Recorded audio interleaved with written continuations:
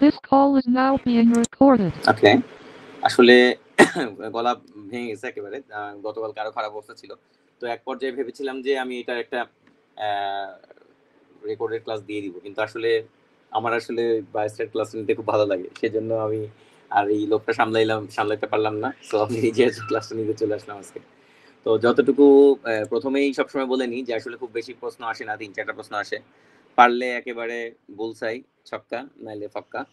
তো যদি এখান থেকে ৩-৪টা প্রশ্ন পারা যায়, আমার মনে হয় যে সেটা একটা আপনার প্লাস পয়েন্ট হয়ে থাকবে, যে একটা মনের মধ্যে বল দিবে যে ইয়েস আমরা পারছি। অ্যাজ ওয়েল অ্যাজ আসলে আমাদের কিছু বায়োস্ট্যাটের জিনিসপত্র কিছু আসলে জেনে রাখাই ভালো, কারণ অনেকেই দেখা যায় জানে, অনেকে এখানে যারা এই কয়জন আছেন কেউ কি বায়োস্ট্যাটে কোনো ক্লাস করছেন বা কোনো থিসিস করছেন কিনা বা কোনো পাবলিকেশন করছেন এখন পর্যন্ত? এনিওয়ান? আচ্ছা, কেউ করেন নাই, আমি ধরে নিচ্ছি, যেহেতু কেউ কিছু বলছে না। ঠিক আছে, আমি তাহলে শুরু করি না। এর মধ্যে হচ্ছে যতটুকু আমাদের লাগবে, মানে অবশ্যই হচ্ছে আমরা নেসেসারি জিনিসগুলো দেখব। এই তার সাথে আমাদের যতটুকু আসলে পরীক্ষার জন্য লাগবে সেটাতে আমরা সবচেয়ে বেশি গুরুত্ব দিব। ঠিক আছে, তো এটা একটু আজকে ইন্টারেক্টিভ একটু করতে যাচ্ছি, যে সবাই একটু বুঝতে পারলে আমাকে একটু জানাতে হবে। ঠিক আছে, তো আশা করা যাচ্ছে যে আজকে যে ক্লাসটা নিব এটাই মানে শুধুমাত্র এই অংশটুকু দেখলে বায়োস্ট্যাটে ৩টা থেকে ১টা বা ২টা প্রশ্নের উত্তর পারা যাবে আমার মনে হয়। সো প্রথমে আমরা শুরু করব অডিট দিয়ে। তো অডিট ব্যাপারটা হচ্ছে এইটা মানে কি? এটা একটু জানা লাগে যে আসলে কি জিনিসটা। তো রিসার্চ আর অডিটের মধ্যে কিছু বেসিক পার্থক্য আছে। যেমন অডিট জিনিসটা হচ্ছে, মানে রিসার্চ হচ্ছে একটা নতুন কিছু আমি বের করব, তাই না? রিসার্চ হচ্ছে আমরা একটা জিনিস বের করব, সেটাকে রিসার্চ বলে। আর অডিট হচ্ছে একটা জিনিস আছে, অলরেডি আছে, কিন্তু সেইটাকে উন্নত করার জন্য আমি যদি কিছু চিন্তা ভাবনা করি বা ওটা কিছু মডিফিকেশন করি, সেটা হচ্ছে অডিট। সো অডিটের মোদ্দা কথায় যদি বলি, এটা হচ্ছে পুনঃনিরীক্ষা। ঠিক আছে, মানে আমি একটা জিনিস আছে সেটাকে আবার পরীক্ষা করে দেখব যে এখানে আরো কিভাবে উন্নত করা যায় জিনিসটাকে। তো অডিটের কতগুলো টাইপ আছে। টাইপগুলোর মধ্যে যেমন একটা হচ্ছে ফাইন্যান্সিয়াল অডিট।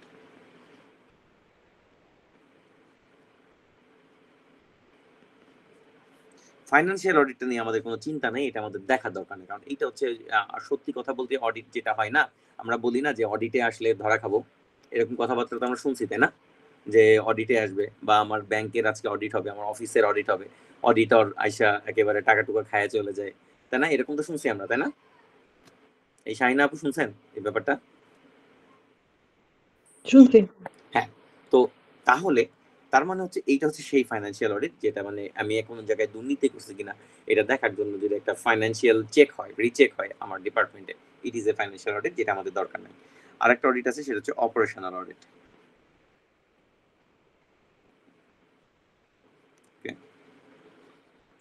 অপারেশনাল অডিটটা কি? এইটা হচ্ছে কোনো একটা অর্গানাইজেশনের অপারেশনাল প্ল্যান ঠিক আছে কিনা। মানে মনে করেন যে আমি একটা হসপিটাল দিছি, সেই হসপিটালটা আমি চিন্তা করছি ৩ বছরে আমি লাভ করব। তো আমি হয়তো ২.৫ বছরে এসে আমি আরেকটা অডিট করে দেখলাম যে আমার অপারেশনটা ঠিক আছে কিনা, আমার চ্যানেলটা ঠিক আছে কিনা, যেখানে আমি ৩ বছরে লাভ করতে চাইছিলাম, এখন আমার কি অবস্থা। সো একটা অর্গানাইজেশন বেসড কোনো অডিট যদি হয়, সেটা অপারেশনাল অডিট।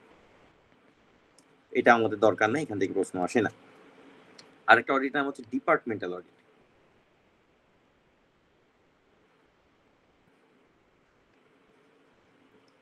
তাহলে গেল কি ফাইন্যান্সিয়াল অডিট গেল, অপারেশনাল অডিট গেল, ডিপার্টমেন্টাল অডিট গেল।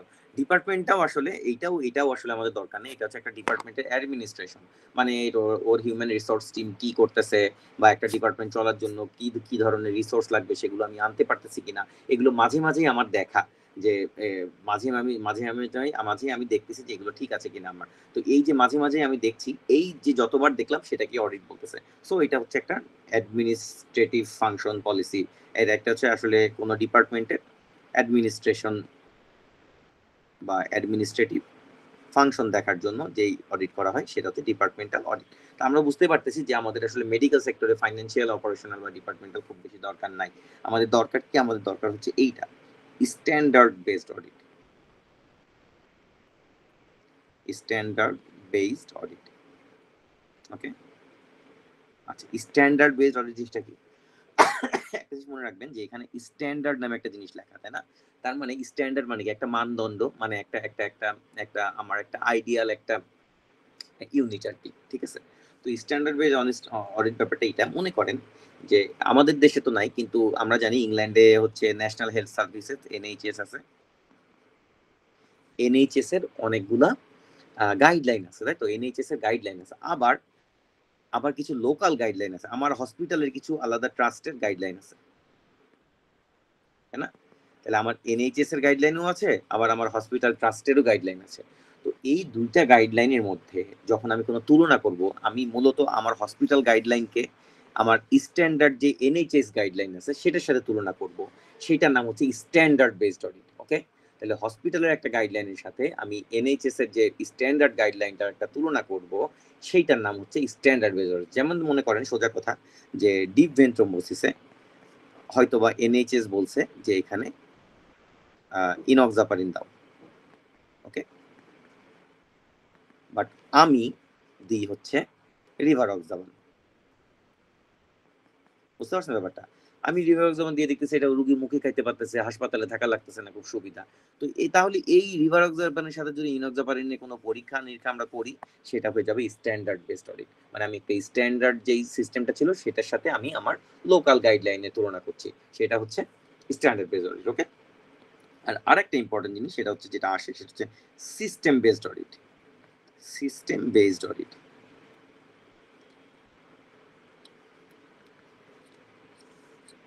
সিস্টেম বেসড অডিট জিনিসটা কি? তাহলে এই জিনিসটা মনে রাখতে হবে, সেটা হচ্ছে এই সিস্টেম বেসড অডিটটা ডিজাইন করা হয়েছে প্রপার ইউটিলাইজেশন অফ রিসোর্সের জন্য। তাহলে কিসের জন্য? Proper utilisation of resource.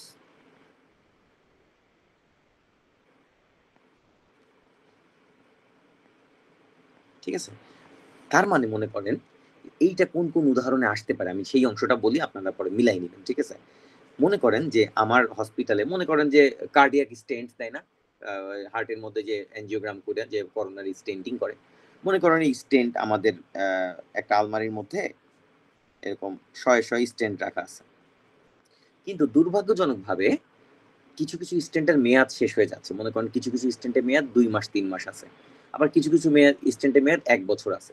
এখন দেখা যাচ্ছে 2 মাস 3 মাস যেগুলো আছে সেগুলো তো পুরানো, সেগুলো পড়ে গেছে তলায় একেবারে নিচে, আর উপরের দিকে আছে নতুন স্টেন্টগুলো যেগুলোর 1 বছর মেয়াদ। এখন মনে করেন আমি 1 বছর মেয়াদগুলো ইউজ করতে করতে ওই 2-3 মাসের যে মেয়াদগুলো ছিল সেগুলো নষ্ট হয়ে গেল। তাহলে এইখানে আমার একটা রিসোর্স ওয়েস্ট হইলো না, তাই তো? সো এই রিসোর্সটাকে ঠিক করার জন্য মাঝে মাঝেই আমাকে দেখতে হবে যে ওই কত কত মানে আমার আমার মেয়াদ শেষ হওয়া জিনিসগুলোকে উপরের দিক তুলে রাখতে হবে। এই যে অডিটটা প্রপার ইউটিলাইজেশন অফ রিসোর্সের জন্য, এইটা নাম সিস্টেম বেসড অডিট। তাহলে আমার ইম্পর্টেন্ট হচ্ছে স্ট্যান্ডার্ড বেসড অডিট এবং সিস্টেম বেসড অডিট। তাহলে স্ট্যান্ডার্ড বেসড অডিট হচ্ছে একটা স্ট্যান্ডার্ড গাইডলাইনের সাথে আমার লোকাল গাইডলাইনকে যদি তুলনা করি সেটা স্ট্যান্ডার্ড বেসড অডিট। আর সিস্টেম বেসড অডিট হচ্ছে প্রপার ইউটিলাইজেশন অফ রিসোর্সের জন্য আমি মানে আমার ডেট মেট পার হয়ে গেছে কিনা এগুলো যদি ঠিক করে দেখে রাখি, সেটা হচ্ছে সিস্টেম বেসড অডিট। ওকে, তাহলে গেল। তাহলে রিসার্চ মানে আমি আগেই বলছি যে নতুন কিছু যদি খুঁজে বের করতে যাই আমি, সেইটা হচ্ছে রিসার্চ।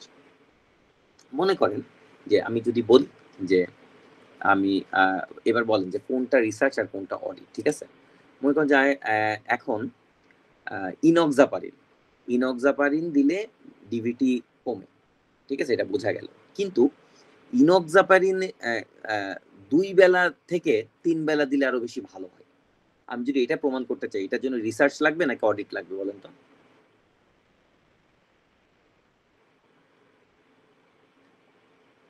এই ডোজ যদি আমি চিন্তা করি যে বাড়াবো কমাবো, কি মনে হয়? যে কোনো উত্তর, যে কোনো দুইটা, যে কোনো একজন বলেন, কোনো প্রবলেম নেই তো। রিসার্চ ভাই।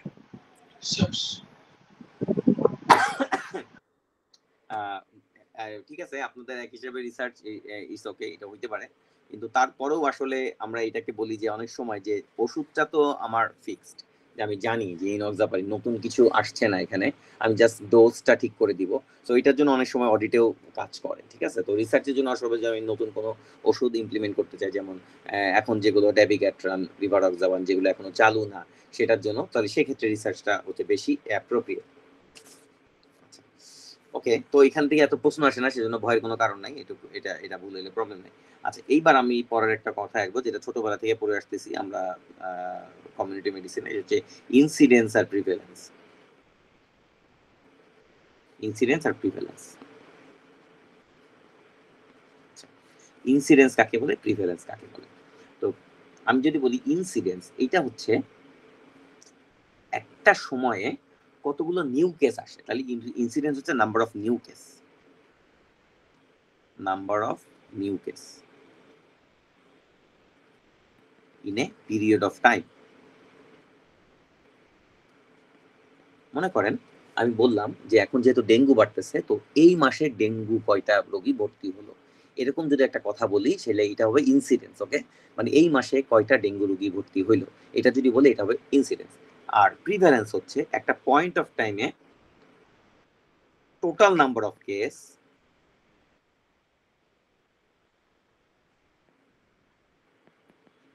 In a point of time. মানে এই মুহূর্তে কতজন রোগী আছে দেখুন। এখন দেখেন একটা চিন্তা করি একটা জিনিস, মনে করেন যে যদি একটা ক্রনিক কেস হয়, মনে করেন হাইপার টেনশন, মনে করেন যে ডায়াবেটিস, এইসব রোগীর ক্ষেত্রে কিন্তু আমার প্রিভ্যালেন্সের ব্যাপারটা ভালো। কারণ কি, প্রিভ্যালেন্স তো আছে। মানে আমি যদি বলি যে আজকে যায় দেখো তো আমার ওয়ার্ডে কয়টা টোটাল ডায়াবেটিসের রোগী ভর্তি আছে, আজকে দেখো তো যে আমার আমার বেডে কয়টা হাইপার টেনশনের রোগী ভর্তি আছে। মানে একটা ক্রনিক ডিজিজ গুলোর জন্য প্রিভ্যালেন্স খুব ভালো। কিন্তু ইনসিডেন্স কিন্তু ভালো না। কারণ আমি যদি বলি যে আজকে যায় দেখো তো যে ওয়ার্ডে টোটাল ডেঙ্গু রোগী কয়টা আছে, এইটা যদি বলি তাহলে কিন্তু আমার টোটাল সিনারিওটা আসবে না। আসবে কি? আসবে না। মনে করেন কোনো একটা কারণে একটা হসপিটালে আজকেই হঠাৎ করে ৫টা ডেঙ্গু রোগী আসছে, কিন্তু আজকে আবার একই সাথে ৬টা ডেঙ্গু রোগী ভালোও হয়ে গেছে। ও কিন্তু মানে হয়তোবা ২-৩ দিন আগেও ছিল, জ্বর-টর সাইরে আজকে আমি তারে ডিসচার্জ দিয়ে দিচ্ছি। তাহলে আমার হিসাবে আসবে যে ৫টা রোগী। তাহলে মনে হচ্ছে বেশি না, ইটস ওকে। বাট ১১ জন আরো কিন্তু ভালো হচ্ছে। মানে যেগুলো শর্ট পিরিয়ড অফ টাইমে ভালো হচ্ছে, সারতেছে, সেগুলোর জন্য ইনসিডেন্স ইজ বেটার। কারণ ইনসিডেন্স দিয়ে আমি বুঝতে পারবো যে ১ মাসে এতগুলো রোগী আসছে, বাবারে তাহলে তো খারাপ অবস্থা। কিন্তু প্রিভ্যালেন্স দিয়ে কিন্তু এই শর্ট পিরিয়ডের এই ডিজিজ গুলো আমি বুঝতে পারবো না ভালো। আমার কথা কি বোঝা যাচ্ছে না? বুঝতে না পারলে কিন্তু আজ করতে হবে যে না বুঝি নাই, কিন্তু বোঝা যাচ্ছে না। তাহলে ক্রনিক ডিজিজের জন্য প্রিভ্যালেন্স ভালো, এটা তো বোঝা গেছে নাকি?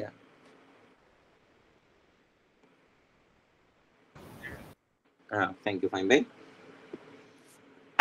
তাহলে এই ডিজিজ আমরা বোঝার জন্য বুঝলাম।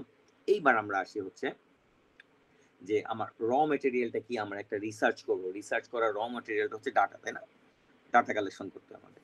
ডাটা কালেকশন করতে হয় যে আমি যেটা নিয়ে নিই, মনে করেন যে যে কোনো ধরনের ডাটা হইতে পারে, যে বয়স হইতে পারে বা ওজন হইতে পারে বা রোগ হইতে পারে বা সিগারেট খায় কি সিগারেট খায় না, এটা একটা ডাটা হইতে পারে, লাং ক্যান্সার আছে কি নাই, এটা একটা ডাটা হইতে পারে। সো অনেক ধরনের ডাটা হইতে পারে। ডাটা মূলত তাহলে ডাটাকে ভাগ করতে হবে। ভাগ করার মধ্যে ডাটা আছে মূলত দুই রকমের, মোদ্দা কথায় বড় মোটা দেখে, একটা হচ্ছে কোয়ালিটেটিভ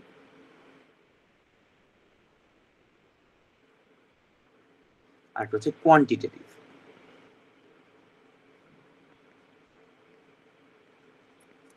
কোয়ালিটেটিভ ডাটা এবং কোয়ান্টিটেটিভ ডাটা। তাহলে কোয়ালিটেটিভ মানে কি বোঝা গেছে? কোয়ালিটেটিভ মানে হচ্ছে এখানে একটা কোয়ালিটি, মানে কি, মনে করেন যে আমি বললাম যে he is a expert surgeon, he is a bad surgeon, ঠিক আছে, he is an average surgeon. তাহলে এই যে এভারেজ, এক্সপার্ট, ব্যাড, এই সবই কিন্তু এক ধরনের ডাটা, কিন্তু but these are qualitative data, তাই তো? এগুলোকে কোনো সংখ্যায় প্রকাশ করা যাচ্ছে না। তো যাকে আমি সংখ্যায় প্রকাশ করতে পারতেছি না সেটা হচ্ছে কোয়ালিটেটিভ ডাটা। সো এখানে হচ্ছে ডেসক্রিপটিভ, এটা মানে ডেসক্রিপশন দিয়ে বোঝাইতে হবে, এবং এখানে নো নিউমেরিক্যাল স্কেল। ওকে। আর কোয়ান্টিটেটিভ ডাটা যেটা, তার মানে বয়স, ওজন, সংখ্যা, মানে কতজন ছাত্র, ২ জন, ৩ জন, এটা হচ্ছে নিউমেরিক্যাল স্কেল দিয়ে প্রকাশ করা যায়, হ্যাজ নিউমেরিক্যাল স্কেল। তাহলে বোঝা গেল যে এটা নিউমেরিক্যাল স্কেল আছে, এবং এখানে আর কোয়ালিটেটিভে হচ্ছে ডেসক্রিপশন, কোনো নিউমেরিক্যাল স্কেল নাই। এই কোয়ালিটেটিভ এবং কোয়ান্টিটেটিভ এরপরে আবার কিছু ভাগ আছে। যেমন কোয়ালিটেটিভের মধ্যে আবার দুইটা ভাগ আছে, একটা নাম নমিনাল, একটা নাম অর্ডিনাল।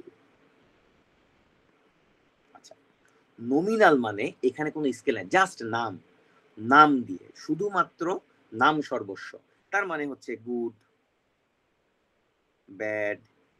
মনে করেন যে আমি বললাম যে যে অ্যানাস্টোমোসিস করার পর, পারফোরেশন অ্যানাস্টোমোসিস করার পর অ্যানাস্টোমেটিক লিকেজ হয়েছে কি হয় নাই, তাহলে কারোর হয়েছে কারোর হয় নাই। এখানে কোনো নাম্বার আছে? কোনো কোনো কোনো নাম্বার নাই, জাস্ট নাম, যে হ্যাঁ না, তার মানে ইয়েস নো, এই ধরনের কথাবার্তা, এগুলো হচ্ছে নমিনাল ডাটা কোয়ালিটেটিভের মধ্যে। আর অর্ডিনাল কি?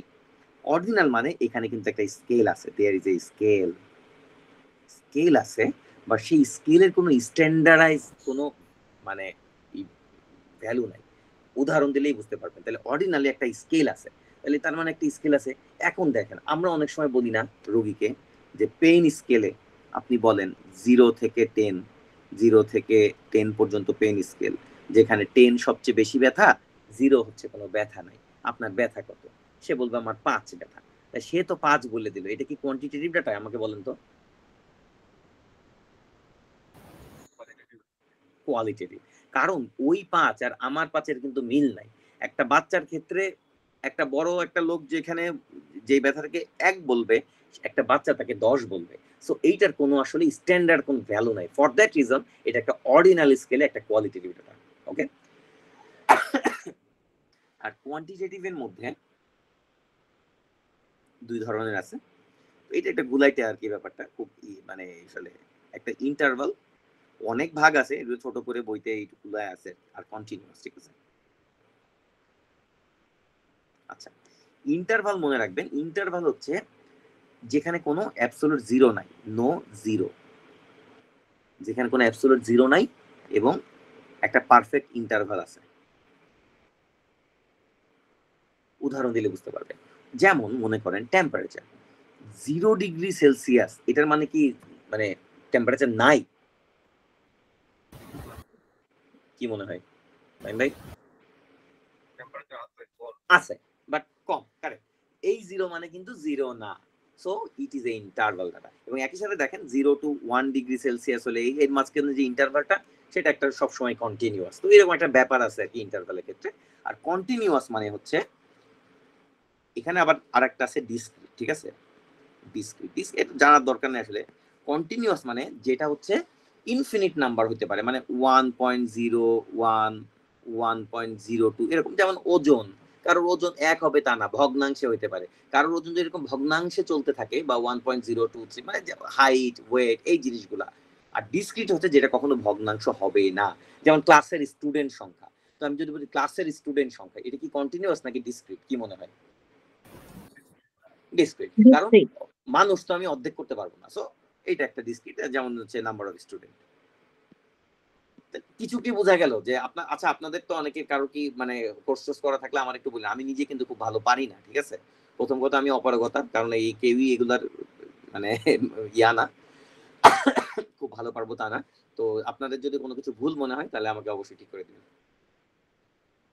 তাহলে এই পর্যন্ত গেল না? তাহলে বলেন তো যে সাল কি হবে? সালও কিন্তু একটা ইন্টারভাল ডাটা, তাই না? কারণ 0 সাল যদি বলি, তাহলে 0 সাল মানে কি পৃথিবীর শুরু?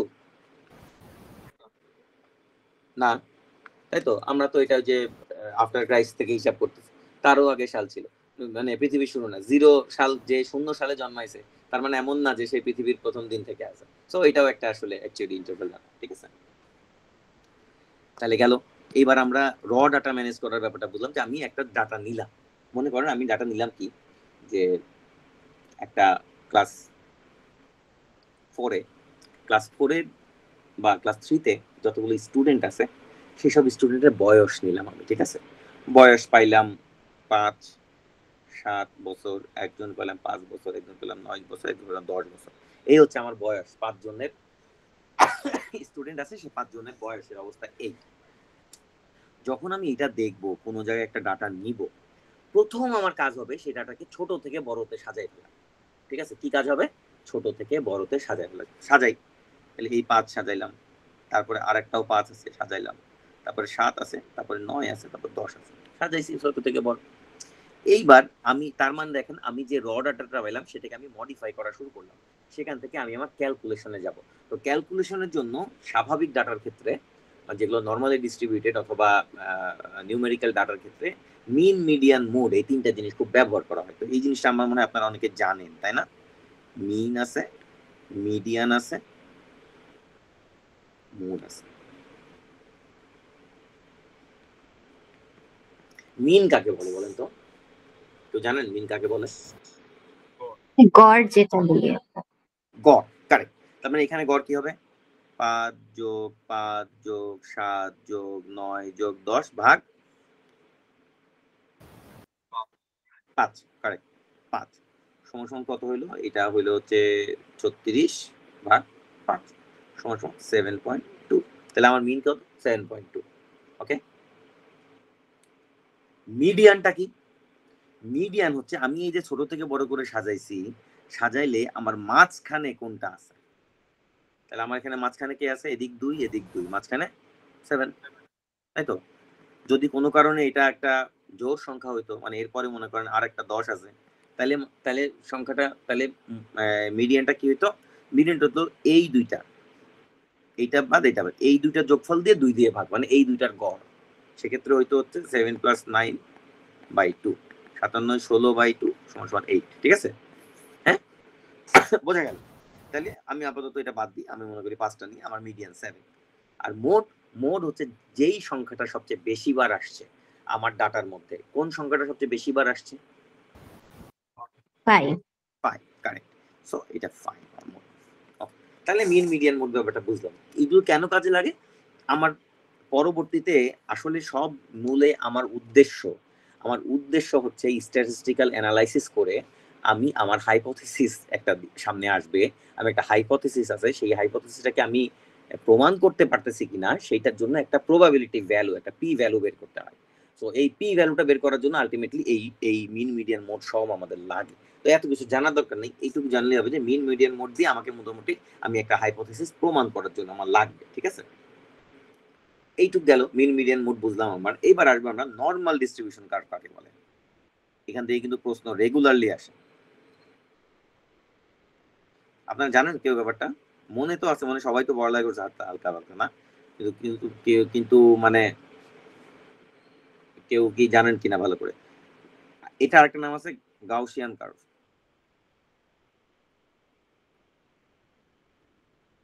এই নামে আসে। ব্যাপারটা কি? মনে করেন যে আমি একটা ক্লাসে আসছি, মনে করেন ক্লাস 3-তে, হ্যাঁ, এসে আমি এবার ওদের বয়সগুলো এখানে প্লট করছি, যে টোটাল এমনি প্লট করছি যে 1 বছর, বা মনে করেন ক্লাস 1-এ তো মনে করেন 4 থেকে 4 বছর থেকে শুরু করলাম, 4 বছর, 5 বছর, 6 বছর, 7 বছর, এইভাবে আমি 5টা বয়স নিলাম। এবার আমার এখানে স্টুডেন্ট সংখ্যা আছে, মনে করেন যে এখানে 2 4 6 8 এভাবে আমি পাইলাম যে 4 বছরে আসলে একজন স্টুডেন্ট আছে, তাহলে এখানে যাবে দাগ। তো এরকম করতে করতে আমি এইরকম একটা বেল শেপের একটা কার্ভ পাইলাম। তার মানে 5 থেকে 6 এর মধ্যে সবচেয়ে বেশি স্টুডেন্ট আছে, আবার 7 বছরের স্টুডেন্টও একজন আছে, 4 বছরেরও একজন আছে। সো আমার কার্ভটা হলো এইরকম, বুঝতে পারছেন? তো কোনো কারণে আমার কার্ভ যদি এরকম বেল শেপেড হয়, তাহলে মনে করতে হবে যে এই ডিস্ট্রিবিউশনটা হচ্ছে নরমালি ডিস্ট্রিবিউটেড। ঠিক আছে, তাহলে নরমাল ডিস্ট্রিবিউশন কার্ভের জন্য কয়েকটা জিনিস মনে রাখতে হবে। সেটা হচ্ছে এইটা সবসময় কোয়ান্টিটেটিভ ডাটার ক্ষেত্রে হয়, কোয়ান্টিটেটিভ ডাটা, কোয়ালিটেটিভে হবে না, কোয়ান্টিটেটিভ ডাটা। হ্যাঁ, এবং এইটার ক্ষেত্রে মিন মিডিয়ান মোড সমান হবে। তো এইটা একটা আরবিটারি কথা, সবসময় সমান হয় না, but mean median mode tends to equal. দেখেন আমার আগেরটাতেও কিন্তু প্রায় কাছাকাছি, যে মিডিয়ান আর মিন কিন্তু কাছাকাছি ছিল, তো মোডটা একটু সরে গেছে, তো একটু এদিক ওদিক হইতে পারে। সো একটা জিনিস মনে রাখবেন যে বাই ডেফিনেশন এদের মিন সমান সমান মিডিয়ান, মানে স্ট্যান্ডার্ড যদি নরমাল ডিস্ট্রিবিউশন কার্ভ চাই তাহলে সেটা মিন মিডিয়ান মোড সমান হবে। তাহলে এটা সবসময় কোয়ান্টিটেটিভ ডাটার ক্ষেত্রে হবে। তাহলে মাথায় রাখবে কোয়ান্টিটেটিভ ডাটার ক্ষেত্রে নরমাল ডিস্ট্রিবিউশন কার্ভ হয় যখন এই কার্ভটা দেখতে বেল শেপেড হয়, এবং এটার ক্ষেত্রে mean equals to median equals to mode, এটা হবে। ঠিক আছে, এখন কথা হচ্ছে যে কেন আমাদের এই বেল শেপেড কার্ভ দরকার, বা কেন আমি চাবো যে আমার একটা স্টাডিতে আমি যে ডাটাগুলো কালেক্ট করছি সেই ডাটাগুলো যেন এই সুন্দর নরমাল ডিস্ট্রিবিউশন হয়। ঠিক আছে, এটা তো সবার মাথায় আছে না, নাকি আপনারা চিন্তা করছেন? তো তো এইটা মনে করেন এর মিন মিডিয়ান মোড, মানে মিডল পয়েন্ট, এটা মনে করেন মিন। ঠিক আছে, এগুলো মুছে দিই। এটা মনে করেন মিন, মিন মনে করেন আসছে যে 7, হ্যাঁ, মানে 7 বছর হয়ে গেছে ওর মিনে, যাক যেটা হোক হোয়াটএভার, আমার আগেরটা যেমন আসছিল। ঠিক আছে, মনে করেন এটা মিন। এখন আমি এইটার হচ্ছে স্ট্যান্ডার্ড ডেভিয়েশন বের করব। স্ট্যান্ডার্ড ডেভিয়েশনের একটা সূত্র আছে নরমাল ডিস্ট্রিবিউশন কার্ভের ক্ষেত্রে, ঠিক আছে? সূত্র জানা দরকার নেই, তারপরে আমি এমনি জাস্ট বলি যে স্ট্যান্ডার্ড ডেভিয়েশন সমান সমান মনে করেন এখানে রুট ওভার হবে root over summation of x minus mean by n, ঠিক আছে? তার মানে কি হলো ব্যাপারটা, যে মনে করেন যে একটা সূত্র এক্স মানে হচ্ছে ডাটা, মনে করেন যে আমার টোটাল ডাটা ছিল যেখানে যে 2 4 6 এগুলো আমার এক একটা ডাটা, আমার মিন হচ্ছে 7, তার মানে হচ্ছে এই যে উপরে যেমন আমরা পাইলাম যে এখানে অনেকগুলো নিলাম না, তো আমার একটা মিন আসছে। সো মনে করেন যে আমার প্রত্যেকটা ডাটার ক্ষেত্রে মনে করেন সবগুলো ডাটা সামেশন নিতে হবে। তার মানে প্রথমে আমি মনে করেন যে 2 নিলাম, মাইনাস আমার মিন কত হবে, মিন 7 ছিল, 7 সেটাকে আবার স্কোয়ার করতে হবে, সরি এই মাইনাসটা তোলার জন্য স্কোয়ার করতে হবে বাই এন। তো এইরকম করে জাস্ট সামেশন করে এখান থেকে আমার একটা স্ট্যান্ডার্ড ডেভিয়েশন বের হবে। সোজা কথা একটা স্ট্যান্ডার্ড ডেভিয়েশন বের হবে। মনে করেন স্ট্যান্ডার্ড ডেভিয়েশনটা আসলো আমার হচ্ছে এখানে একই আসলো, বা 2ও আসতে পারে, 2.5ও আসতে পারে, এটা আমি জানি না আমার কত স্ট্যান্ডার্ড ডেভিয়েশন আসবে। এক তাইলে মনে করেন 7, তাহলে 7-এর থেকে 1 কম এটা হচ্ছে 6, 7-এর থেকে 1 বেশি এটা হচ্ছে 8, তাই না? তাই তো, আপনারা খেয়াল রাখেন। তাহলে আমার 7 বছর 1 কম, 6 বছর 1 বছর 8, তাহলে আমার স্ট্যান্ডার্ড ডেভিয়েশন কত ছিল 1, তাই না?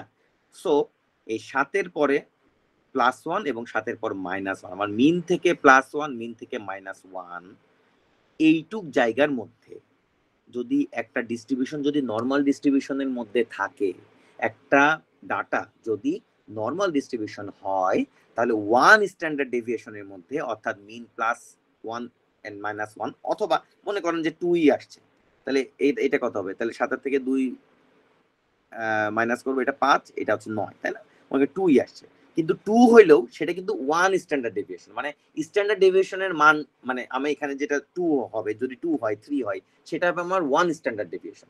বোঝা গেছে ব্যাপারটা? না বুঝলে আমার একটু বলেন, ঠিক আছে? সো আমার কথা হচ্ছে যদি বুঝি নাই ভাইয়া। হ্যাঁ বোঝেন নাই, না। ওকে ওকে ওকে আরেকবার বলতেছি। মনে করেন তাহলে আমার স্ট্যান্ডার্ড ডেভিয়েশনের সূত্র ফেলাইছি, ফেলাই স্ট্যান্ডার্ড ডেভিয়েশনটা আসছে আমার 2, মানে স্ট্যান্ডার্ড ডেভিয়েশন 2 আসা মানে কিন্তু 2 না, মানে মনে করেন যে আমার তো এখানে একটা মান ছিল, আমি এখানে মনে করেন আমি ওই যে মনে করেন এখানে যে ছাত্রদের বয়স নিয়ে আমি একটা মিন বের করছিলাম, আমার মিনটা কত ছিল 7.2, তাই না? এটুক তো বুঝছেন, আমার মিন 7.2, জি জি। সেখানে আমার স্ট্যান্ডার্ড ডেভিয়েশন আমি সূত্র ফলাইলাম, সেইটার স্ট্যান্ডার্ড ডেভিয়েশন আসলো হচ্ছে আমার মনে করেন 2 আসলো, ঠিক আছে? আমার ওই সূত্রে 2 আসলো, আর 2 আসা মানে এই 7.2 +2 -2 এইটা আমার একটা রেঞ্জ চলে আসবে, ঠিক আছে? এটা আমার 1 স্ট্যান্ডার্ড ডেভিয়েশন রেঞ্জ, মানে হচ্ছে 5.2 থেকে 7.2, এটা আমার এক স্ট্যান্ডার্ড ডেভিয়েশনের মধ্যে আছে এই বয়সটা। এইটুকু মাথায় বুঝছেন? এইটুকু রাখেন খালি। বুঝতে পারছি। হ্যাঁ, এইটুকু আমার মানে আমার হিসাব অনুযায়ী আমি যে স্ট্যান্ডার্ড ডেভিয়েশনের হিসাব করছিলাম সেই হিসাবে আমি যে 1 স্ট্যান্ডার্ড ডেভিয়েশন হিসাব করি সেটা হবে 5 বছর থেকে 7 বছর পর্যন্ত। ওকে, তাহলে 2 স্ট্যান্ডার্ড ডেভিয়েশন কত হবে? তাহলে আমার আসছিল 2, তাহলে 2 স্ট্যান্ডার্ড ডেভিয়েশন মানে 2 গুণ 2 4, 4 করে কমবে। 2 স্ট্যান্ডার্ড ডেভিয়েশন হবে হচ্ছে 3.2 থেকে 9.2। এটুকু বুঝছেন আপু? এটা আমার 2 এসডি, এটা আমার 1 এসডি, তাই না? আর কেন আমি এটা এত চিন্তা, আমার এত এত কেন আমি করতে চাই স্ট্যান্ডার্ড ডেভিয়েশন, এইটাই তো আমার মাথায় আসতেছে না, এখন আসবে মাথায়। সেটা হচ্ছে যদি কেউ নরমালি ডিস্ট্রিবিউটেড থাকে তাহলে স্ট্যাটিস্টিক্যালি সূত্র অনুযায়ী 1 স্ট্যান্ডার্ড ডেভিয়েশনের মধ্যে ওই পপুলেশনের 68.3% লোক থাকবে। তার মানে আমি এই যে স্টুডেন্টদের যে হিসাবটা নিছিলাম আমি এখানে, আসলে তো এত না, আসলে তো আরো অনেক বেশি স্টুডেন্ট থাকে, 50 জন 60 জন 100 জন স্টুডেন্ট থাকে এক ক্লাসে। আমি স্ট্যান্ডার্ড ডেভিয়েশনে যদি বসাইতাম তাহলে আমি হিসাব করে বলতে পারতাম যে আমার 1 এসডি কত, 5.2 থেকে 7.2 বছর। আমি বলতে পারতাম যে 5.2 থেকে 7.2 ইয়ার্স এর মধ্যে আমার স্টুডেন্টের 68.3% আছে। তার মানে এর বাইরে, মানে এর বাইরে কত থাকে, 68 পরে থাকে আর 32, তাই না? মানে 32% লোক এই বয়স সীমার বাইরে অবস্থিত। কিন্তু আমার এই 5 থেকে 7 বছরের মধ্যে 5 থেকে 7 তো না, +2 মানে তো আবার 9 হবে, তাই না? 9.2 মানে আমার এই 5 থেকে 9 বছরের মধ্যে আমার 68% লোক আছে, এই কথাটা আমি বলতে পারবো। আপনি কি বুঝতে পারছেন ব্যাপারটা? এবার সবাইকে বুঝতে পারছেন? এই সাইড ভাই বুঝতে পারছেন ব্যাপারটা?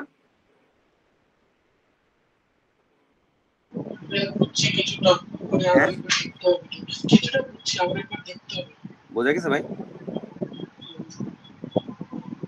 মাইক্রোফোনে সমস্যা মনে হয়। এই মারুফ আপু বুঝতে পারছেন? তাহলে এখন কথা হচ্ছে, তাহলে 2SD এর মধ্যে কত থাকে? এটাও নরমাল ডিস্ট্রিবিউশনে ফিক্স। 2SD এর মধ্যে 95.4% লোক থাকে। তাহলে আমি বলতে পারবো যে, মনে করেন একটা নরমাল ডিস্ট্রিবিউশন কার্ভ আমি জানি। মনে করেন আপনি জানেন যে আপনার কলেজের বা আপনাদের এইখানে যারা আছেন তাদের একটা, সবার যদি বয়স আমরা হিসাব করি তাহলে তারা একটা নরমাল ডিস্ট্রিবিউশন কার্ভে আছে, মনে করেন এই কথাটা আমি জানি, ঠিক আছে?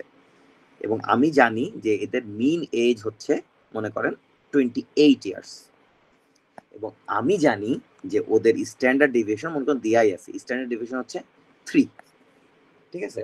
তাহলে কিন্তু আমি বলতে পারবো যে 28 বছর তোমাদের মিন, তোমাদের এখানে 100 জন স্টুডেন্ট আছে, 28 বছর তোমাদের মিন, এবং স্ট্যান্ডার্ড ডেভিয়েশন 3, বাবা তাহলে তো ভালোই। তার মানে আমি বলতে পারি যে 25 থেকে 31 বছরের মধ্যে 68% স্টুডেন্টই পড়ে যাচ্ছে, তাই না? তাহলে যে হ্যাঁ হ্যাঁ আপনি তো ঠিকই বলছেন, আপনি বুঝলেন কেমনে? ম্যাজিক দেখাই দিচ্ছি আমি। আবার বলতে পারি, আবার 2SD ধরে নেন, তখন 2SD হচ্ছে 6, তার মানে 28 থেকে 6 বাদ দিলে 22, আর 28 সাথে 6 যোগ করলে কত হয়? 34, তাই না? আবার 22 থেকে 34 বছরের মধ্যে কিন্তু তোমাদের 95.4% আছে, তাই না? আমি বললাম যে হ্যাঁ তাই তো ভাই, আপনি তো ম্যাজিক জানেন। এই ব্যাপারটা বুঝলেন? এই জিনিসটা বলার জন্য আমি আসলে নরমাল ডিস্ট্রিবিউশন কাজ। বোঝা গেছে এবার এসডি দিয়ে -10s করে কি কাহিনী?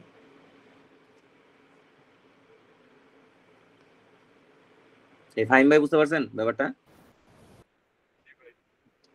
সো এইভাবে আসলে একটা একটা আমরা সবসময় কনফিডেন্স ইন্টারভাল 5%, 95% কনফিডেন্স ইন্টারভাল নামে একটা কথা থাকে।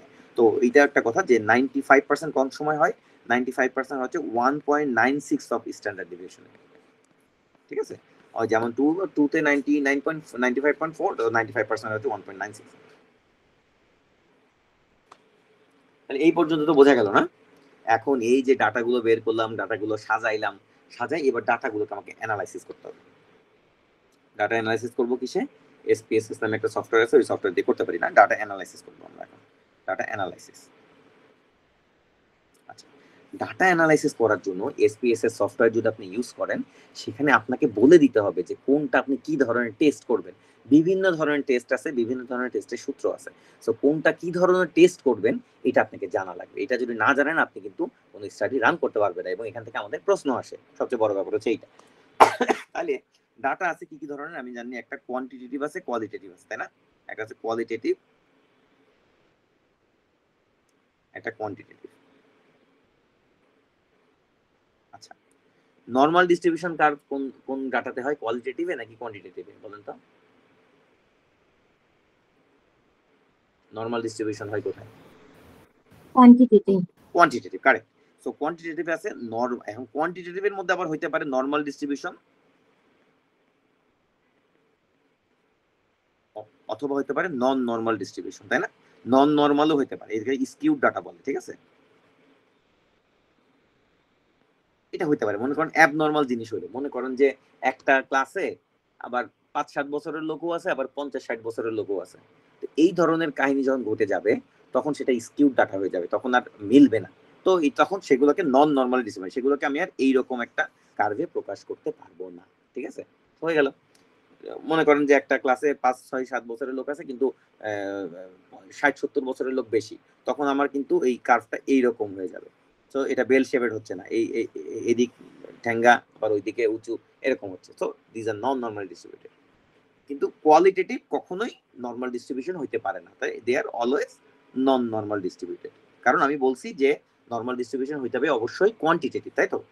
কথা না বুঝলে কিন্তু আজ করতে হবে, কারণ আমার মনে হয় যে এটা আপনাদের একমাত্র ক্লাস হবে এটা বোঝার, এবং পরবর্তী ছাত্র এটা একবার শুনে আপনারা পরীক্ষা দিতে চলে যাবেন। সেটা যদি 2টা মার্ক পান তাহলে মনে করেন এটাই আপনাদের লাভ, ঠিক আছে? সো কোয়ালিটেটিভটা হচ্ছে নন নরমাল ডিস্ট্রিবিউশন অলওয়েজ, এটা তো বোঝা গেল না? এখন তাইলে টেস্ট কি কি করতে হয় সবসময় মনে রাখবেন, যদি নর্মাল ডিস্ট্রিবিউশন হয়, নর্মাল ডিস্ট্রিবিউশন, তাহলে টেস্ট করতে হবে পেয়ার্ড, না টেস্ট করতে হবে টি টেস্ট। তাহলে নর্মাল ডিস্ট্রিবিউশন হলে টি টেস্ট করতে হবে, টেস্টের নাম কি? টি টেস্ট। নর্মাল ডিস্ট্রিবিউশন হলে টি টেস্ট। আবার যদি নর্মাল ডিস্ট্রিবিউশনে পেয়ার্ড থাকে, পেয়ার্ড ভেরিয়েবল থাকে, পেয়ার্ড ভেরিয়েবল মানে আসলে কিছুই না, এটা মানে হচ্ছে মনে করেন যে একদল লোক প্রথমে সবজি খাইলো, ঠিক আছে, সবজি খায়ে আপনি ওর ওজন মাপলেন, তারপরে মাংস খাইলো, মাংস খাওয়ার পর আবার তার ওজন মাপলেন, তাহলে একই লোকের সবজিও খাইছে আবার মাংসও খাইছে, এবার ওই ওজনের যে পার্থক্য বা কেমন গেইন করবে এটা তো স্টাডিতে ফেলাইবে। তাহলে একই লোক দুই পেয়ারেই আমার আছে, এইগুলোকে পেয়ার্ড ভেরিয়েবল বলে। যদি পেয়ার্ড ভেরিয়েবল থাকে তাহলে সেখানে পেয়ার্ড টি টেস্ট করতে হবে, পেয়ার্ড টি টেস্ট। ওকে, তাহলে টি টেস্ট কোথায় করে? নর্মাল ডিস্ট্রিবিউশন, একটা কোয়ান্টিটেটিভ ডাটা যদি নর্মাল ডিস্ট্রিবিউশন হয় তাহলে টি টেস্ট করে। আবার যদি এই নর্মাল ডিস্ট্রিবিউশন কিন্তু স্যাম্পল সাইজ মানে মোর দ্যান 30 হয়, মানে আমার যদি একটা ইয়াতে স্টুডেন্টের সাথে 30-এর বেশি হয় বা স্যাম্পল সাইজ মোর দ্যান 30, সেক্ষেত্রে টি টেস্ট না করে করতে হবে জেড টেস্ট। ওকে, তাহলে হয়ে গেল টি টেস্ট কোথায় করতেছি, জেড টেস্ট কি করে করতেছি, তাহলে আমরা এগুলো বুঝে গেলাম। তাহলে এই টি টেস্ট, জেড টেস্ট, পেয়ার টি টেস্ট সবগুলো হচ্ছে নর্মাল ডিস্ট্রিবিউশন, এটা হচ্ছে নর্মাল ডিস্ট্রিবিউশনের জন্য। ওকে, বোঝা গেছে নাকি বোঝায় নাই? গেছে? এখন এবার আমরা আসি যে নন নর্মাল ডিস্ট্রিবিউশনে। নন নর্মাল ডিস্ট্রিবিউশন একটা জিনিস নর্মাল ডিস্ট্রিবিউশন না, তার মানে এটা হইতে পারে কোয়ালিটেটিভ, হইতে পারে নন কোয়ান্টিটেটিভ, সবই হইতে পারে। আচ্ছা, আরেকটা কথা, যে নর্মাল ডিস্ট্রিবিউশন হইলে যে টেস্ট করে সেই টেস্টের নাম হচ্ছে প্যারামেট্রিক টেস্ট। প্যারামেট্রিক টেস্ট, এই নামটা একটু মনে রেখে। তার মানে এই টি টেস্ট, জেড টেস্ট সবই হচ্ছে প্যারামেট্রিক টেস্ট। আর নন নর্মাল ডিস্ট্রিবিউশন হলে করতে হবে non parametric test.